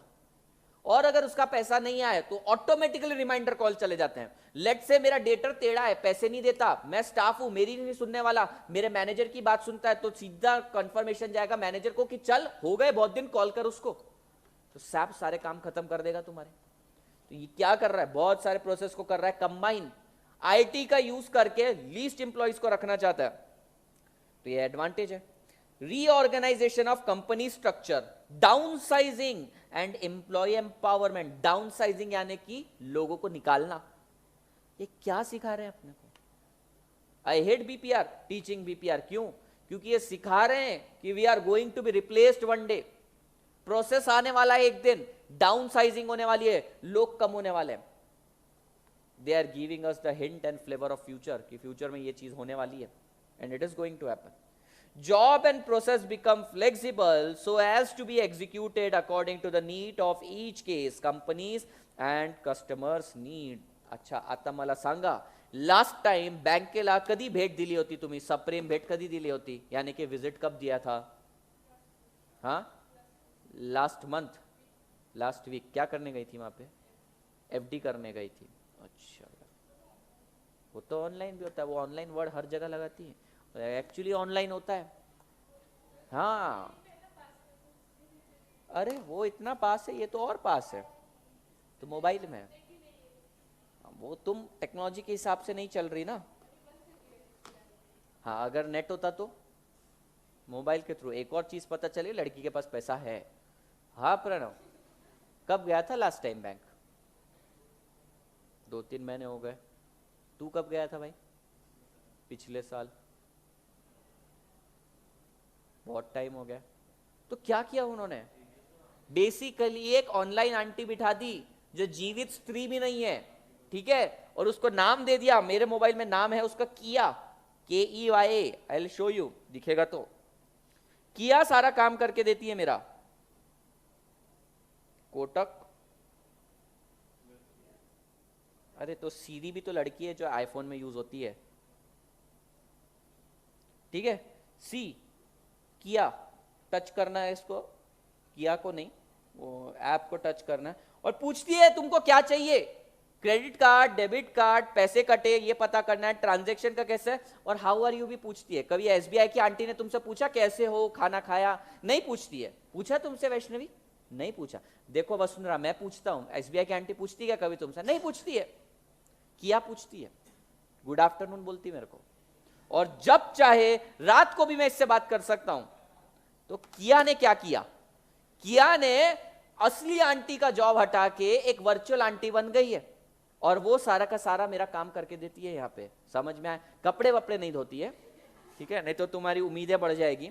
वर्चुअल काम जितने करवाने तुम किया से करवा लो, बैंकिंग से रिलेटेड। हाँ, बैंकिंग से रिलेटेड बोल रहा है ना, तो तुम कर सकते हो, चाहे तो तुम सीरी से भी बात कर सकते हो। Wait, I will show you. Hi Siri. Hi Aditya बोलती है। How are you Siri? Siri, how are you? Excellent. Can you suggest me some restaurant? Okay, here's what I found. बता दिया, Tirupati restaurant, Malvani solkadhi restaurant, hotel Nataraj, Chetna hotel. कितनी help करती है, और demand भी नहीं इसकी, कुछ नहीं मांगती, एक ही चीज मांगती है, 500 रुपए का रिचार्ज एक बार करवा दे, ठीक है। अरे ये एंजल प्रिया नहीं है जिसका रिचार्ज करके देते थे तुम लोग बचपन में नेट कैफे पे जाके, अरे अंबानी जी को दे रहा हूं मैं, जियो का रिचार्ज की बात कर रहा हूं, पता नहीं क्या सोचे। 500 रुपए का रिचार्ज और आंटी सारा काम करके देती है। क्या करा? सारे बैंक के प्रोसेस को एक ही जगह पे लेकर आ गए IT की हेल्प से तुम्हारे मोबाइल के अंदर, और तुम लोगों की जॉब जा रही है। अब क्या करना पड़ेगा? रेडिकल चेंज लाना पड़ेगा। तुम लोग चेंज क्या लाते हो? तुम बोल रहे हो हाँ सारी चीजें मोबाइल में आती है ना, अब हम मोबाइल कवर बेचेंगे। ये चेंज की बात नहीं कर रहा हूं, कुछ ड्रास्टिक चेंज, कुछ नया एप्लीकेशन। आजकल बहुत चल रही है, बहुत सारी एप्लीकेशन चलती है, जैसे अथर्व, टिंडर, हैपन, और कौन कौन सी आती है इतना ही मालूम है मेरे को। टिंडर, हैपन वगैरह यूज करता है, तो नया नया चीजें। हाँ, पता नहीं कौन सा हुगो क्या? ये इंडिया का नहीं होगा। ओके, तो तुम्हें ड्रास्टिक चेंज लाना पड़ेगा। matrimonium.com को matrimonial.com खोल दो, एक नया ऐसा ही तुम लोग।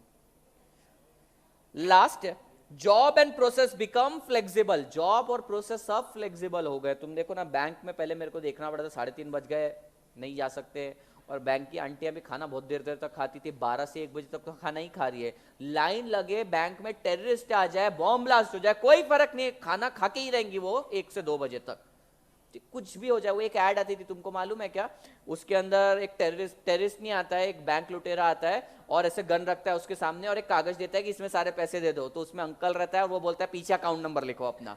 देखी थी क्या add?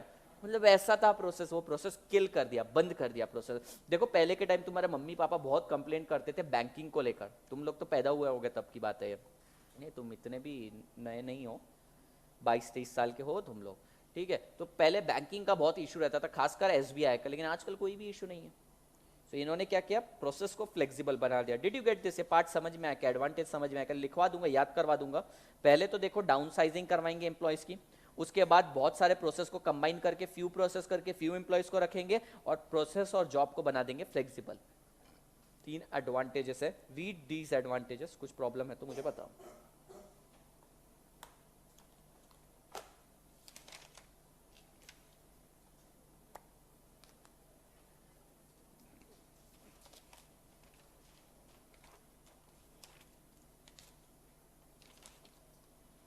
Now types of firm organization that BPR can be applied, ये क्वेश्चन अगेन एग्जाम का क्वेश्चन है। आई समटाइम वंडर, हुई 5 एग्जाम और क्वेश्चन सारे पूछ लिए उन्होंने।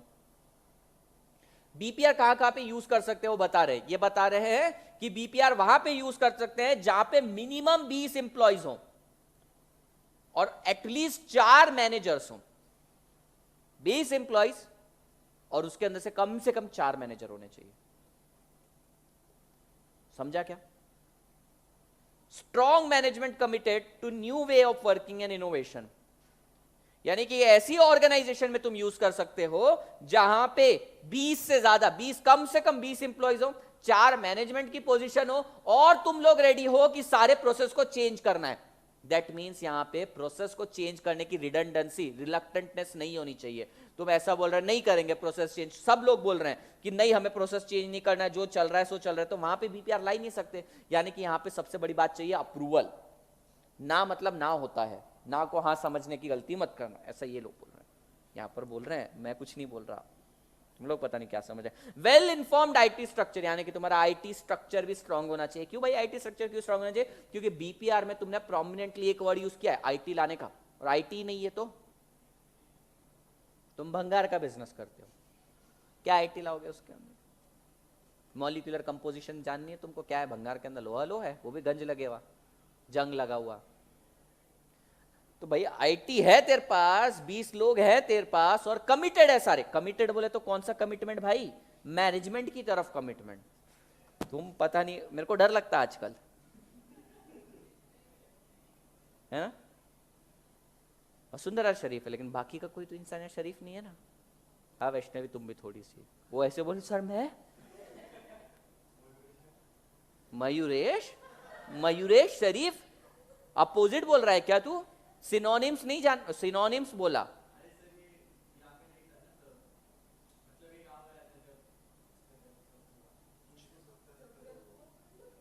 तुमको लग रहा है वो प्लस, शायद देख ये क्या बोल रहे हैं, ये तेरे को 377 भी बोल रहे हैं, इधर हटो। हाँ क्या बोल रहे हैं? नहीं मैं जानता हूं मयूरेश स्ट्रेट है, मतलब ये चीज बोलनी नहीं चाहिए मेरे को। मयूरेश लड़कियों के पीछे भागता है, मयूरेश राधा को ढूंढता है। नाम भी उसने देखो कितना अच्छा रखा अपना, मयूरेश, मोर। बारिश भी आ रही है, मोर नृत्य कर, राधा अपने आप आएगी। पर हमने एक बहुत बड़ी गलती कर दी थी मयूरेश को सीधा समझने की। जो जैसा दिखता है वैसा होता नहीं है, ठीक है? और कई बार जो जैसा दिखता है ना वैसा होता भी है। जैसे तुम लोग शरीफ नहीं हो, ये दिख के आता है, और तुम एक्चुअली शरीफ नहीं हो। हाँ, बराबर है कि नहीं? एक इंसान नॉमिनेट करो यहां पे जो शरीफ है, मेरे अलावा बताओ, मेरे अलावा। देखो उसको, उसने शर्म भी नहीं आई तेरे को हाथ ऊपर करके? और थोड़ी सी, और तुमको भी दारू पीने वाली दारूड़ी, इसको तो ये शरीफ हो सकता है।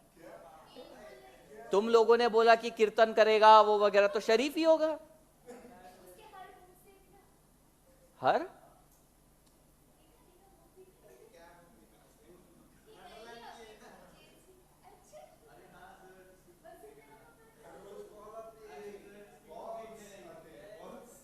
तो ये क्या नंबर भी याद नहीं रख पाते? तो बुक पे नंबर्स लिखता है क्या तू उनके? इतने कितने घर के कॉल? किसके मम्मी पापा के? तेरे? सासू माँ भी माँ ही होती है ना, सासू हटा दो, माँ है।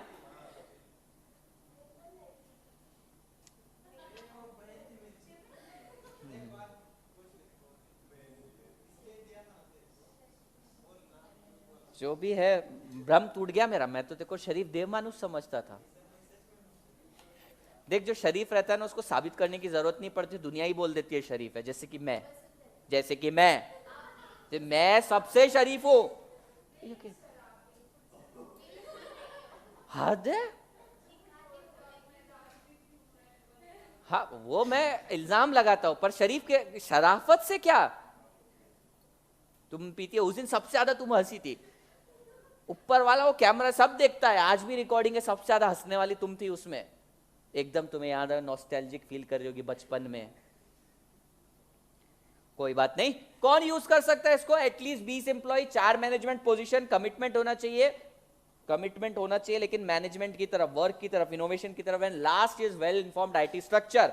ये एक आंसर कंप्लीट हुआ तुम्हारा छोटा सा 2 मार्क्स का। एक और पूछा था इन्होंने, business process re engineering could be applied to the company that confront problem such as, यानी कि ऐसी अगर कोई प्रॉब्लम रहती है तो यहां पर भी बीपीआर कर सकते हो। क्या कर सकते हो? जहां पे हाई ऑपरेशनल कॉस्ट है, जहां पे खर्चा बहुत ज्यादा है, वहां पे बीपीआर कर सकते हो। लो क्वालिटी, जहां पे लो क्वालिटी है वहां पे हाई क्वालिटी प्रोवाइड करने के लिए तुम बीपीआर कर सकते हो। तो high cost, low quality, high level of bottleneck process at peak season. High level of bottleneck, what is bottleneck? Bottleneck हुआ है तुम्हारा? हाँ, क्या था बॉटलनेक में?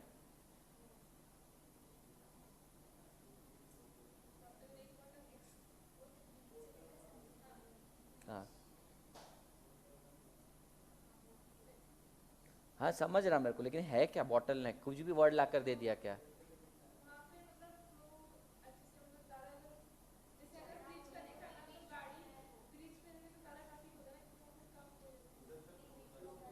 देखो यहां पर पीक सीजन के टाइम पे ना, समझो पीक सीजन है, आग लगी है, ठीक है, आग लग गई है नीचे, और तुम्हें पानी डालना है, और तुम्हारी बॉटल ऐसी है, मैं कुछ बॉटल बना के देता हूं तुम्हारी, ऐसी बॉटल है, क्या होगा? पानी पीने के लिए ठीक है, चल पी लेंगे, वो स्कूल में बच्चे नहीं पीते थे क्या, इतने से पाइप से पानी पी लेते थे, तो वो ठीक है, नॉर्मल टाइम के लिए ठीक है। लेकिन जब आग लग रही है, पीक सीजन आ रहा है तेरा, उस टाइम पे भी तेरा ये सड़ा हुआ प्रोसेस ही चल रहा है, तू आराम आराम से करे जा रहा है। मतलब देखो, ईद का सीजन आता है तो वहां पे टेलर वगैरह जो मुस्लिम एरिया रहते हैं ना, वहां पे देखो टेलर के पास कितना काम रहता है, वही अपने चिचा अगर धीरे धीरे धीरे धीरे मशीन हिला हिला के बना रहे हैं, अगर एक दिन में एक कुर्ता पैजामा बना रहे, कैसे चलेगा? तो बॉटल नेक का मतलब क्या है? तुम्हारा प्रोसेस स्लो है, और स्लो ही रख रहे हो पीक सीजन के टाइम पे। High level of bottle neck, poor performance of middle level management, गंदा काम कर रहे हैं ये लोग, पुअर परफॉर्मेंस, गरीब काम। In appropriate distribution of resources, यानी कि तुमको दिख रहा है कि इस ऑर्गेनाइजेशन में इस पर्टिकुलर प्रोसेस के ऊपर, सिगरेट के ऊपर ज्यादा एडवर्टीजमेंट का खर्चा नहीं करना चाहिए, खर्चा करना चाहिए। हाँ, प्रोजेक्ट था ना, पता कर क्या है, बताना पड़ेगा तुम लोगों को। अगर, हाँ, पहले ये पॉइंट कंप्लीट कर लेते हैं। अगर तुम्हें लग रहा है कि सिगरेट डिपार्टमेंट को मार्केटिंग की जरूरत ही नहीं है, लेकिन रिसोर्सेज अननेसेसरली वहां पे वेस्ट हो रहे हैं, तो क्या करोगे तुम? वहां पे नहीं होना चाहिए, वहां पे बीपीआर करोगे। समझा क्या? आजकल तुम देखो, हाईवे वालों ने ब्रिज का, तुमने मेरे को एग्जांपल दिया, टोल बूथ का, एक टोल बूथ का भी एग्जांपल दिया होगा शायद तुमको। टोल बूथ भी बॉटल नेक जैसा ही रहता है। टोल बूथ देखा क्या? यहाँ पे इंसान रुक जाता है, टोल भरता है, ट्रैफिक बहुत जाम हो जाता है। क्या कर रहा है इन्होंने आजकल, देखा क्या तुमने? वो भी किया उन्होंने, समझो इतना बड़ा रोड है तो क्या करते हैं, इस रोड को ऐसा कर देते हैं, ठीक है, और यहां पर 10 टोल बूथ लगा देते हैं, ठीक है, और ये रोड फिर यहाँ ऐसा हो जाता है, यहाँ पे 10 टोल बूथ लगा देते हैं। तो इधर से आने वाला उसको यहाँ टाइम लगेगा, यहाँ पे गाड़ी एक एक करके छूटेगी, यहाँ से फ्लो कम हो रहा है तो इतने एरिया से पास हो जाएंगे। समझ में आ रहा है? आजकल का डिज़ाइन ऐसा है, देखा है क्या तुम लोगों ने कहीं? ये डिज़ाइन नया वाला। दूसरा चीज़ है फास्ट लेन भी चालू किया है उन्होंने। तुम बस में किसी ने ट्रैवल किया होगा तो बस के ऊपर एक स्टिकर लगा हुआ रहता है, वो फास्ट लेन स्टिकर है, ऑटोमेटिकल स्कैन हो जाता है, बिल कंपनी को चले जाता है, एमएसआरटीसी को चला जाता है, तुमको पे करने की जरूरत नहीं पड़ती है। Did you get this?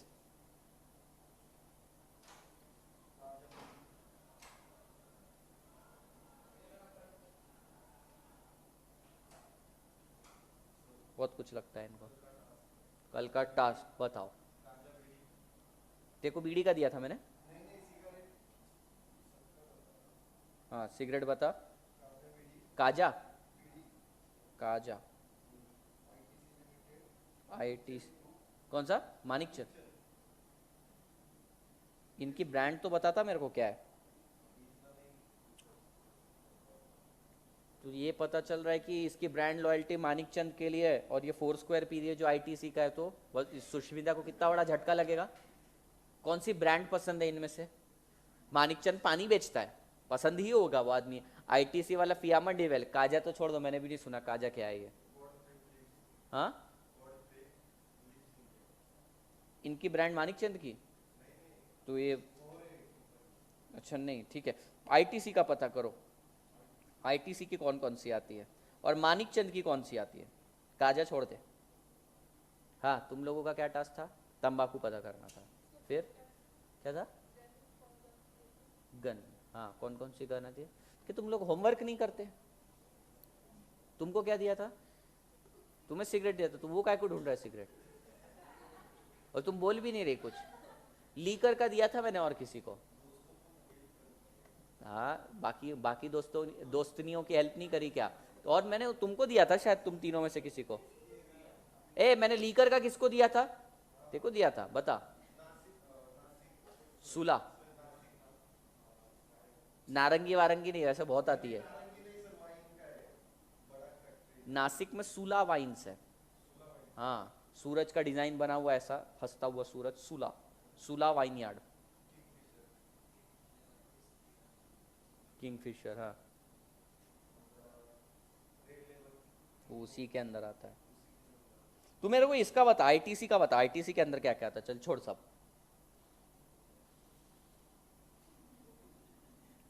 पता तो करे। ऐसा झटका लग सकता है सुष्मिता को, वो सोच रही होगी मैं आईटीसी के लिए लॉयल हूँ, पता चला मानिकचंद का पी रही है।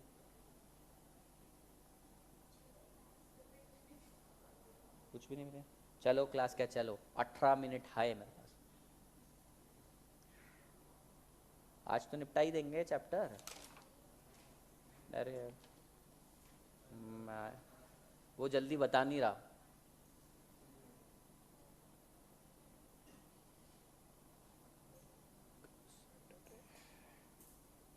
संडे को क्लास नहीं ना तुम्हारा? संडे को क्लास नहीं ना तुम्हारा? ठीक है, संडे को ही पार्टी करते हैं। मैं संडे को,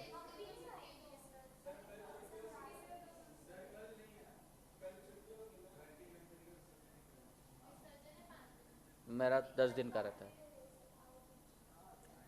आवजू छो नहीं आवजू छो, परसों पार्टी छे। कल है गणपति जी का, संडे को भी गणपति बोल रहे नहीं। क्या नहीं है? V Smart is always, Sunday is always for V smart.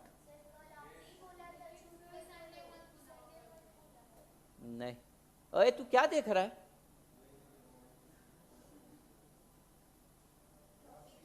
हाँ क्लासिक, गोल्ड। हाँ इंडिया किंग, इंसिग्निया। अब छोड़, मानिक चंद की बता। तुम इसमें से कोई देख पी थी तुम? क्या तुमने क्लासिक पहली बार नाम सुना? बहुत है। मानिक चंद बता। क्या झूठ बोल रहे, सबने क्लासिक का बोर्ड तो देखा होगा। हाँ अब याद आ रहा है धीरे धीरे। हाँ वो ऐसा लंबी सी सिगरेट रहती हो जो तुम पीती हो। अब धीरे धीरे सब याद आएगा।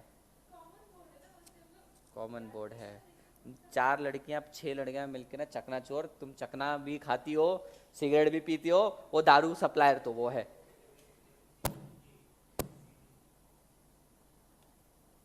बताता रहेगा तब तक अपन कोर कंपिटेंसी पे जाते हैं। Last concept is core competency and critical success factor. नाम से समझ में आएगा। ये फोटो दिख रही है तुमको, बुक में देखो अपने फोटो। ये आदमी के शरीर से कुछ तो भी ऐसी एनर्जी निकल रही है, कोर कंपिटेंसी है इसकी। क्या? अभी तो पेट में से निकलते हुए थोड़ी दिखाएंगे, आजू बाजू से ऑरा बन रहा है उसका खतरनाक सा, एक खतरनाक एनर्जी निकल रही है। What is meaning of core competency? Core competency मतलब एक ऐसी चीज जो सिर्फ तुम्हारे अंदर है और जो रेप्लीकेबल नहीं है, कोई और उसको कॉपी नहीं कर सकता। फॉर एग्जाम्पल, तुम लोग एक आंसर लिख सकते हो अच्छे से, कोई और भी लिख सकता है, कौन सी बड़ी बात है इसके अंदर। पर तुम एक ब्यूटीफुल पोएम लिख सकते हो जो और कोई नहीं लिख सकता। तो ये तुम्हारी कोर कंपिटेंसी है जो कोई कॉपी नहीं कर सकता। विराट कोहली अगर क्रिकेट बहुत अच्छे से खेल रहा है तो ये उसकी कोर कंपिटेंसी है, क्योंकि कोई उसको कॉपी नहीं कर सकता। हर एक का एक यूनिक स्टाइल रहता है। तो कोर कंपिटेंसी का मतलब क्या रहता है? एक ऑर्गेनाइजेशन के अंदर कुछ ऐसा स्किल्स, कुछ ऐसा रिसोर्स डेवलप किया जाए जो सिर्फ वो ऑर्गेनाइजेशन के पास है। Did you get this? ये किसी भी रीजन से हो सकता है, ऐसा हो सकता है ज्योग्राफिकल रीजन से भी हो सकता है। किसी ने गेम ऑफ थ्रोन्स देखा है? एक ही ने देखा है? 2 3 पूरा? मतलब तू तेरे सीन छोड़ के बाकी वो देखा क्या? उसके अंदर ना, जिसने भी जीओटी देखा होगा उसके अंदर हाउस ग्रेजॉय रहता है। ग्रेजॉय मालूम है? ग्रेजॉय कौन? जिसके साथ कुछ बुरा हादसा होता है, तुम्हें मालूम है? तो ग्रेजॉय हाउस जो रहता है ना, बेसिकली वो एक ऐसे एरिया पर लोकेटेड रहता है जहां से क्रॉस करके जाना ही पड़ता है, पानी वाला एरिया। ठीक है?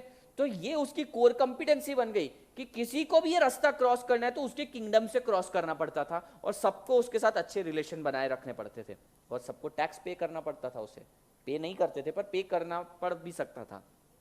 उसके साथ रिलेशनशिप बनाए रखने के लिए उसने बहुत बड़ा ऑफर दिया था। तुमको शायद कुछ समझे नहीं समझे, लेकिन रॉकस्टार को ऑफर दिया था कि बेटी से शादी कर ले। यानी कि उसके पास इतनी कोर कंपिटेंस थी ज्योग्राफिकल एरिया के कारण। कई लोगों के पास, जैसे अनीश कपूर के पास ब्लैकेस्ट ब्लैक है, तो ये उसकी कोर कंपिटेंसी बन गई। किसी के पास पिंकेस्ट पिंक है, वो उसकी कोर कंपिटेंसी बन गई। कोर कंपिटेंसी एक ऐसी एबिलिटी रहती है एक ऑर्गेनाइजेशन के अंदर जो तुमको बाकी ऑर्गेनाइजेशन से डिस्टिंग्विश करती है और इररिप्लेसेबल रहती है और इररेप्लिकेबल रहती है, यानी कि कॉपी भी नहीं कर सकता कोई। उसको बोलते हैं core competency.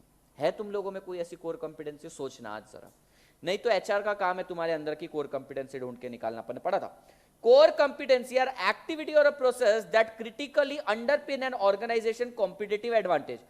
Core skills are fundamental source of an organisation. Underline this, core skills are fundamental resources. ये एक रिसोर्स है ऑर्गेनाइजेशन के लिए, फंडामेंटल रिसोर्स, बेसिक रिसोर्स रहता है। The core competency have the following characteristic. पहला, प्रोवाइड डिस्टिंक्टिव एडवांटेज, यानी कि बाकियों से बेटर, बेटर देन अदर। दूसरा, डिफिकल्ट टू इमिटेट, कॉपी करना डिफिकल्ट है, डिफिकल्ट टू कॉपी। तुम लोगों का भी मन करता होगा टिकटॉक बनाए, यूट्यूबर बन जाएं बहुत बड़े वाले, पॉसिबल है क्या? नहीं है। अभी भुवन बाम चल रहा है, आशीष चंचलानी चल रहा है, कैरी मिनाटी चल रहा है, तुम कॉपी करने की कोशिश करो, पॉसिबल नहीं है, क्योंकि उनके अंदर की कोर कंपिटेंसी है वो। कैरी मिनाटी का वीडियो देखा क्या, नया वाला 2019 ग्रेटेस्ट एवर पार्टी, ढिंचक पूजा का नया गाना आया, बाप रे जहर है वो गाना, कुछ भी बनाया, मैं दिखा नहीं सकता वो गाना इस रीजन से। कैरी मिनाटी इतनी गालियां देता है ना उसके अंदर उसको, मतलब देखा है किसने कैरी मिनाटी देखा है? नहीं देखा।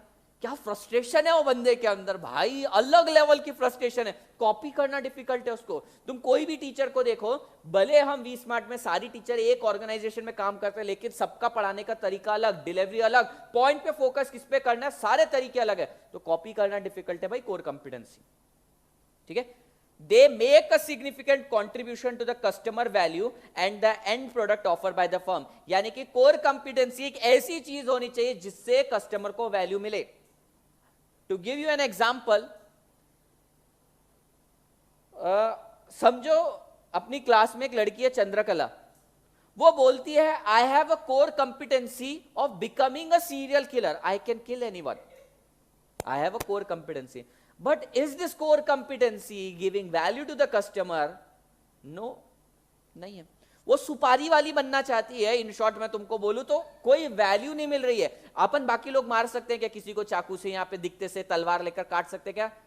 वैष्णवी हाँ क्या बोल रही हो? नहीं बोल रही ना। ये अकेली लड़की कर सकती है, यानी कि ये कॉपी करना भी मुश्किल है। पर प्रॉब्लम ये है कस्टमर को वैल्यू नहीं मिल रही। हाँ मिल सकती है कस्टमर को वैल्यू, अगर पूजा किसी की सुपारी इसको दे दे तो पूजा इज अ कस्टमर, पूजा को वैल्यू मिल सकती है। नेक्स्ट है they provide access to a wide variety of market.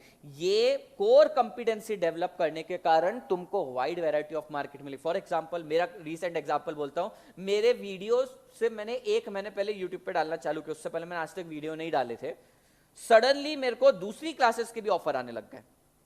Obviously ना ही बोलेंगे हम, लेकिन दूसरी क्लासेस के सडनली ऑफर आने लग गए कि आप हमारे पास आके पढ़ो, आप वी स्मार्ट के कपड़े पहनकर आ जाओ, ब्रांडिंग करो, कोई हमको प्रॉब्लम नहीं, हम तो वर्चुअल में नहीं आ रहे, लाइव में आप पढ़ाओ। तो क्या हो रहा है, मेरी जो उनको मेरे अंदर जो भी अच्छा लगा, मेरी कोर कंपिटेंसी जो अच्छी लगी, उसके कारण मेरे को एक नया मार्केट का एक्सेस भी मिला। समझा? हे समजला का तुम्हाला कोर कंपिटेंसी म्हणजे काय असते? Core competency building has 3 stage. सिर्फ इतना ले रहा हूं, बाकी का वो तो तुम लेने नहीं दोगे मेरे को कि क्रिटिकल सक्सेस फैक्टर। 9 मिनट है अपने पास, इतने में तो पूरा चैप्टर भी पढ़ा दूं मैं। Core competency building process has 3 stages. सिर्फ इतना ही है रे, ये जो एमसीक्यू पॉइंट लिखा है ना नेक्स्ट पेज से, वो तुम लोगों को पढ़ना है, वो इररिलेवेंट है। हाँ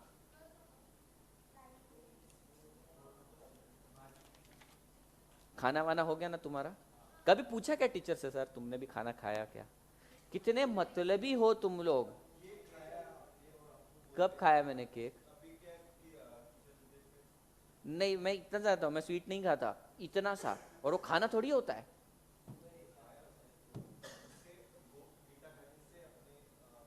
आज खाया बस, चल ठीक है, चल आज खाया, आज खाया। कितना ध्यान रखती खाने पर। उस दिन पचा भी नहीं मेरे को खाना, चाय थी वो भी खराब सी, उस दिन खाया। Core competency has 3 stages. ये इसके ऊपर भी क्वेश्चन बन सकता है। Developing the ability to do something by upgrading or expanding the skill. पहला स्टेज क्या है? पहला स्टेज है कि डेवलप करो अपनी एबिलिटी को। अगर मेरे अंदर पैशन है कि भाई मेरे को पढ़ाना है, और मैं उस लेवल का नहीं हूं कि मेरे बॉडी के अंदर से एनर्जी रेडिएट हो रही है, समझ रहे हो? इसका मतलब मैं इतना स्ट्रांग नहीं बनाऊंगा, इतना स्ट्रांग नहीं हूं अभी कि मेरे अंदर से कोर कंपिटेंसी आ रही है। तो क्या करना पड़ेगा? कोर कंपिटेंसी बढ़ाने के लिए मेरे को कोर कंपिटेंसी बढ़ानी, डेवलप करनी पड़ेगी स्किल। तो यही बोल रहे हैं, अगर तेरे अंदर स्किल है, तेरे अंदर पैशन है, तो उसको अपग्रेड कर, उसको बिल्ड कर। Developing the ability to do something by upgrading or expanding the skills. जो तेरी स्किल्स है उसको एक्सपांड कर, कोर कंपिटेंसी बन जाएगी। ये रेस है, ये रेस में बहुत लोग अभी दौड़ रहे हैं मेरे साथ, समझो। जैसे मैंने करियर स्टार्ट करा आज से 2-3 साल पहले, बहुत लोग अभी तक साथ में हैं। कुछ लोगों ने तो 1 साल में दम तोड़ दिया, यानी कि निकल गए वो रेस के बाद। टीचिंग पैशन बोलने वाले छोड़ दिए, क्योंकि बहुत ग्लिचेस आते हैं इसके अंदर। एक ऐसा टाइम आया था मेरे पास जो मैंने 6 महीने में, टोटल 6 मंथ में कितना कमाया होगा तुम अंदाजा लगाओ। टोटल 6 मंथ में मैंने कितना कमाया होगा? आज से मतलब कुछ टाइम पहले की बात है, 2 साल हो गए उस चीज को। टोटल 6 महीने में आफ्टर क्वालिफिकेशन मैंने नेट 20,000 कमाए थे, पर मंथ नहीं, टोटल 3,333 रुपए। और मेरे आर्टिकल की स्टाइपेंड 5,000 देता हूं मैं, नेट लॉस जेब से था। तो काफी लोग मेरे जैसे, उनको स्ट्रगल हुआ, रेस से चले गए। अब बचे कुछ लोग हैं जो हम रेस में भाग रहे हैं। अगर ये रेस में सस्टेन करके खुद के स्किल्स को और डेवलप कर सके, एकदम कोर कंपिटेंसी में डेवलपमेंट हो जाता है। यानी कि कोर कंपिटेंसी में क्या करना है, अपने स्किल को डेवलप करो, बस एक्सपांड करो। Learning to perform the activity consistently well and that it transform into a competency or capability, यानी कि अच्छा परफॉर्मेंस दे लेकिन कंटिन्यूअसली। एक बार अच्छा परफॉर्मेंस देके शांत बैठ गया, नहीं, ऐसा नहीं होता कोर कंपिटेंस। क्रिकेट में देख लो ना यार, अगर किसी ने एक बार सेंचुरी मार दी तो थोड़ी उसका सिलेक्शन हो जाता है, पर रोहित शर्मा, विराट कोहली हर बार क्यों है, क्योंकि कंसिस्टेंटली परफॉर्मेंस दे रहे हैं। तो कोर कंपिटेंसी डेवलप करेंगे, तुम इसे क्रिकेट के एग्जांपल के साथ लिंक कर सकते हो। तेरे पास जो स्किल्स है ना, उसको डेवलप कर, उसको अपग्रेड कर और कंसिस्टेंटली परफॉर्मेंस दे। समझ में आया? ऐसे कोर कंपिटेंसी डेवलप होगी। तुम्हारे केस में क्या बोल सकते हो, तुम्हारे पास स्किल है, लेट्स से अकाउंट्स तुम्हारा अच्छा है, टैक्सेशन अच्छा है, तो पहले वो स्किल्स को डेवलप करो और कंसिस्टेंटली उसके अंदर काम करो और स्पेशलाइजेशन पे पहुंचो, कोर कंपिटेंसी बनेगी। Sharpening performance such that it become better than rival at performing the activity, thus raising the competency to the rank of distinctive competence। यानी कि यार तू जब अपग्रेड कर रहा है ना अपनी स्किल, बाकी की दुनिया भी अपग्रेड कर रही है अपनी स्किल्स को, तू कंसिस्टेंटली अच्छा परफॉर्म कर रहा है ना, सामने वाला भी कंसिस्टेंटली अच्छा परफॉर्म कर रहा है, लेकिन एक ऐसी डिस्टिंक्टिव कैरेक्टरिस्टिक लेकर आ जो राइवल से तेरे को बेटर बना दे, रैंक कर दे उनके ऊपर। तो पहली चीज क्या करनी है, सबसे पहले अपनी स्किल्स को डेवलप और अपग्रेड करना है। उसके बाद क्या करना है, तुमको कंसिस्टेंटली एक्टिविटीज को पॉजिटिवली डेवलप करना है और उसके बाद शार्प करना है अपने परफॉर्मेंस को राइवल से बेटर वे में और रैंक देना है उसको टॉप पे। Did you get this part? ये तीन चीजें करोगे ऑटोमेटिकली कोर कंपिटेंसी डेवलप हो जाएगी। 5 मिनट है मेरे पास, होता है तो ठीक।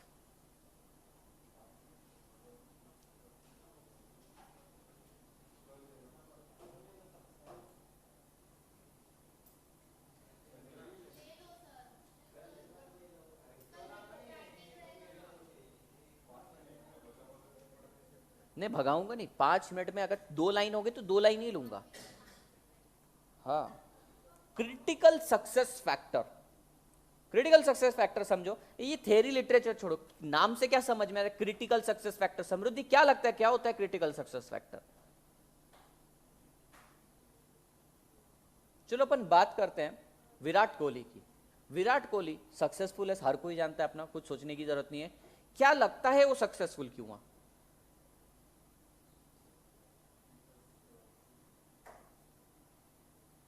कंसिस्टेंटली परफॉर्म, रन मशीन है वो, कंटिन्यूसली रन्स वगैरह देता है। अच्छा दूसरा एग्जांपल लो, धोनी। धोनी तो रन देता नहीं है तुमको, लेकिन धोनी क्यों इतना अपना चहीता है, इतना टॉप पे है, क्यों है? कीपिंग सेकेंडरी फंक्शन है, बहुत अच्छी कीपिंग करता है, वर्ल्ड में बेस्ट करता है। कैप्टनशिप अच्छी है उसकी, वो कैप्टनशिप के कारण, अपनी जो लीडरशिप है उसके कारण टॉप पे। कोहली अपने एंगल से टॉप पे। अच्छा बुमराह तो ना कीपिंग करता है, ना बॉलिंग ना बैटिंग करता है, बॉलिंग बहुत अच्छा है, डेथ ओवर में बहुत अच्छा परफॉर्मेंस करता है। इसका मतलब यह है कि हर एक ऑर्गेनाइजेशन के पास एक ऐसा फैक्टर रहता है जो उसकी सक्सेस के लिए बहुत क्रिटिकल रहता है, बहुत इंपॉर्टेंट रहता है। बुमराह के अगर हाथ में फ्रैक्चर आ जाए, बुमराह गया। धोनी के हाथ में फ्रैक्चर आ जाए कोई फर्क नहीं पड़ता, उसका ब्रेन जब तक चल रहा है। तो हर ऑर्गेनाइजेशन के लिए एक ऐसा फैक्टर रहता है, यानी कि हर एक सक्सेसफुल ऑर्गेनाइजेशन के पीछे कुछ ना कुछ एक ऐसा फैक्टर रहता है जो उसको सक्सेसफुल बनाता है। तो वो होता है critical success factor. For example अपन बोलते हैं हर एक कामयाब इंसान के पीछे एक औरत का हाथ रहता है, बोलते हैं, तो वो औरत उसकी सक्सेस का क्रिटिकल फैक्टर बन सकती है। कोई ऐसी कंपनी है, लेट्स से रिलायंस है, रिलायंस भी बहुत सक्सेसफुल कंपनी है, क्या रीजन लगता है उसकी सक्सेस का? मुकेश अंबानी प्लस धीरूभाई अंबानी जो थे वो, प्लस उनके पास जो पेट्रोलियम का बिजनेस है, वो क्रिटिकल सक्सेस फैक्टर है। यानी कि एक ऐसा फैक्टर जो तुम्हारी सक्सेस को, तुम्हें सक्सेसफुल बना रहा है, उसको बोलते हैं क्रिटिकल सक्सेस फैक्टर। वो फैक्टर हिल गया, गई तुम्हारी सक्सेस। यानी वो प्रिजर्व करके रखने वाली चीज है, उसको डेवलप करते आना चाहिए तुम लोगों को। देखो कोर कंपिटेंसी अलग है। कोर कंपिटेंसी क्या है? अपनी स्किल को डेवलप करना, राइवल से बेटर परफॉर्म करना। और क्रिटिकल सक्सेस फैक्टर मतलब कुछ है तुम्हारे अंदर ऐसा जिसके कारण तुम सक्सेसफुल हुए हो। तुम क्या मानते हो, तुम लोग आज सक्सेसफुल हो? नहीं हो। वी आर इन प्रोसेस, हम तो फाइनल आउटपुट है ही नहीं। तुम किसी सक्सेसफुल इंसान को लो, क्या तू है सक्सेसफुल? प्रोसेस है, it is a process, you are still in a process. ये प्रोसेस के बाहर फिर तुम इवैल्यूएट करो खुद को, यानी कि सीएमए बनने के बाद इवैल्यूएट करो। अभी इवैल्यूएट करना ही गलत है, क्योंकि तू आज सक्सेसफुल भी है तो 3 साल बाद इससे भी ज्यादा रहेगा। तो तब इवैल्यूएट करने का टाइम अभी नहीं। जो इंसान सक्सेसफुल है अगर अपन उसको देखा जाए तो उसके पास कुछ ना कुछ क्रिटिकल सक्सेस फैक्टर रहता है। फॉर एग्जांपल रतन टाटा है लीडरशिप। बाबा रामदेव के पास भी की सक्सेस फैक्टर है, क्रिटिकल सक्सेस फैक्टर है क्या? बाबा के पास योगा है, यो पूरी की पूरी पतंजलि बोले तो आयुर्वेद है। तुम पता नहीं क्या सोचते कौन पतंजलि आ गई, Patanjali is not name of a girl, ठीक है। बाबा के पास पतंजलि है। और जितने भी सक्सेसफुल लोग हैं उनके पास कुछ ना कुछ एक फैक्टर रहता है। बाबा से योगा ले लो, बाबा का मार्केट खत्म। रतन टाटा के पास से लीडरशिप ले लो, मार्केट खत्म। क्रिटिकल सक्सेस फैक्टर वो फैक्टर रहता है जो तुम्हारी सक्सेस को ड्राइव करता है। Critical success factor are those product features which are particularly valued by a group of customer and therefore where the organization must excel in order to outperform the customer। यानी कि एक ऐसा factor जो तुम्हारी company में है और customer उसकी वैल्यू भी करता है और उसको प्रिजर्व करके भी चलना पड़ेगा, इसमें तेरे को मास्टरी हासिल करनी पड़ेगी तभी जाके। अगर हर कोई रन मशीन बन गया तो विराट कोहली के पास थोड़ी कोई क्रिटिकल सक्सेस फैक्टर है, उसको हटा के किसी और को ले आएंगे, पर धोनी रहेगा। क्यों? क्योंकि धोनी के पास अभी भी क्रिटिकल सक्सेस फैक्टर है। लेकिन जिस दिन विराट कोहली की कैप्टनशिप भी उतनी ही स्ट्रांग हो जाएगी, धोनी रिप्लेसेबल हो जाएगा। क्रिटिकल सक्सेस फैक्टर खत्म। कस्टमर यानी कि हम व्यूअर्स वैल्यू क्यों करते हैं धोनी की? क्योंकि उसके पास एक ऐसा फैक्टर है जो बाकी किसी के पास नहीं है और धोनी उसमें इंप्रूव। धोनी ने रन ही कितने बनाए आज तक, तुम बोलो? वो आउट भी हो जाता है। अरे वो हमें को मालूम है लास्ट में भी उसने परफॉर्म नहीं भी किया रहता है, तो भी हर बार जब मैच में आता है अपने को लगता है माही मारेगा, कुछ भी नहीं करता है, लेकिन फिर भी एक भरोसा रहता है हमेशा। नहीं लगता तुमको? लगता है, सबको लगता है, क्योंकि ऐसा एक भरोसा है उसमें कि ये कुछ ना कुछ करता है। फिर कैप्टन कूल, यानी कि कोई भी सिचुएशन से कभी भी निकाल के ला सकता है, टर्न अराउंड कर सकता है, उसका सक्सेस फैक्टर है। According to Rockart there are 4 major source of critical success factor. पहला, स्ट्रक्चर ऑफ इंडस्ट्री। ठीक है, ये कर लेता हूं मैं, मेरे को समझाना है ये पॉइंट। वैसे मैं रीड करके खत्म कर सकता हूं, लेकिन नहीं, मेरे को समझाना है ये पॉइंट। कल लेते हैं ये, 10-15 मिनट का पार्ट रह जाएगा, मैं कल ले लूंगा। कल तो आ रहे ना तुम लोग? कल भी विसर्जन की छुट्टी चाहिए? नहीं ना, नहीं दूंगा मैं। टाटा बाय बाय, बाय बोलो जोर से, बाय।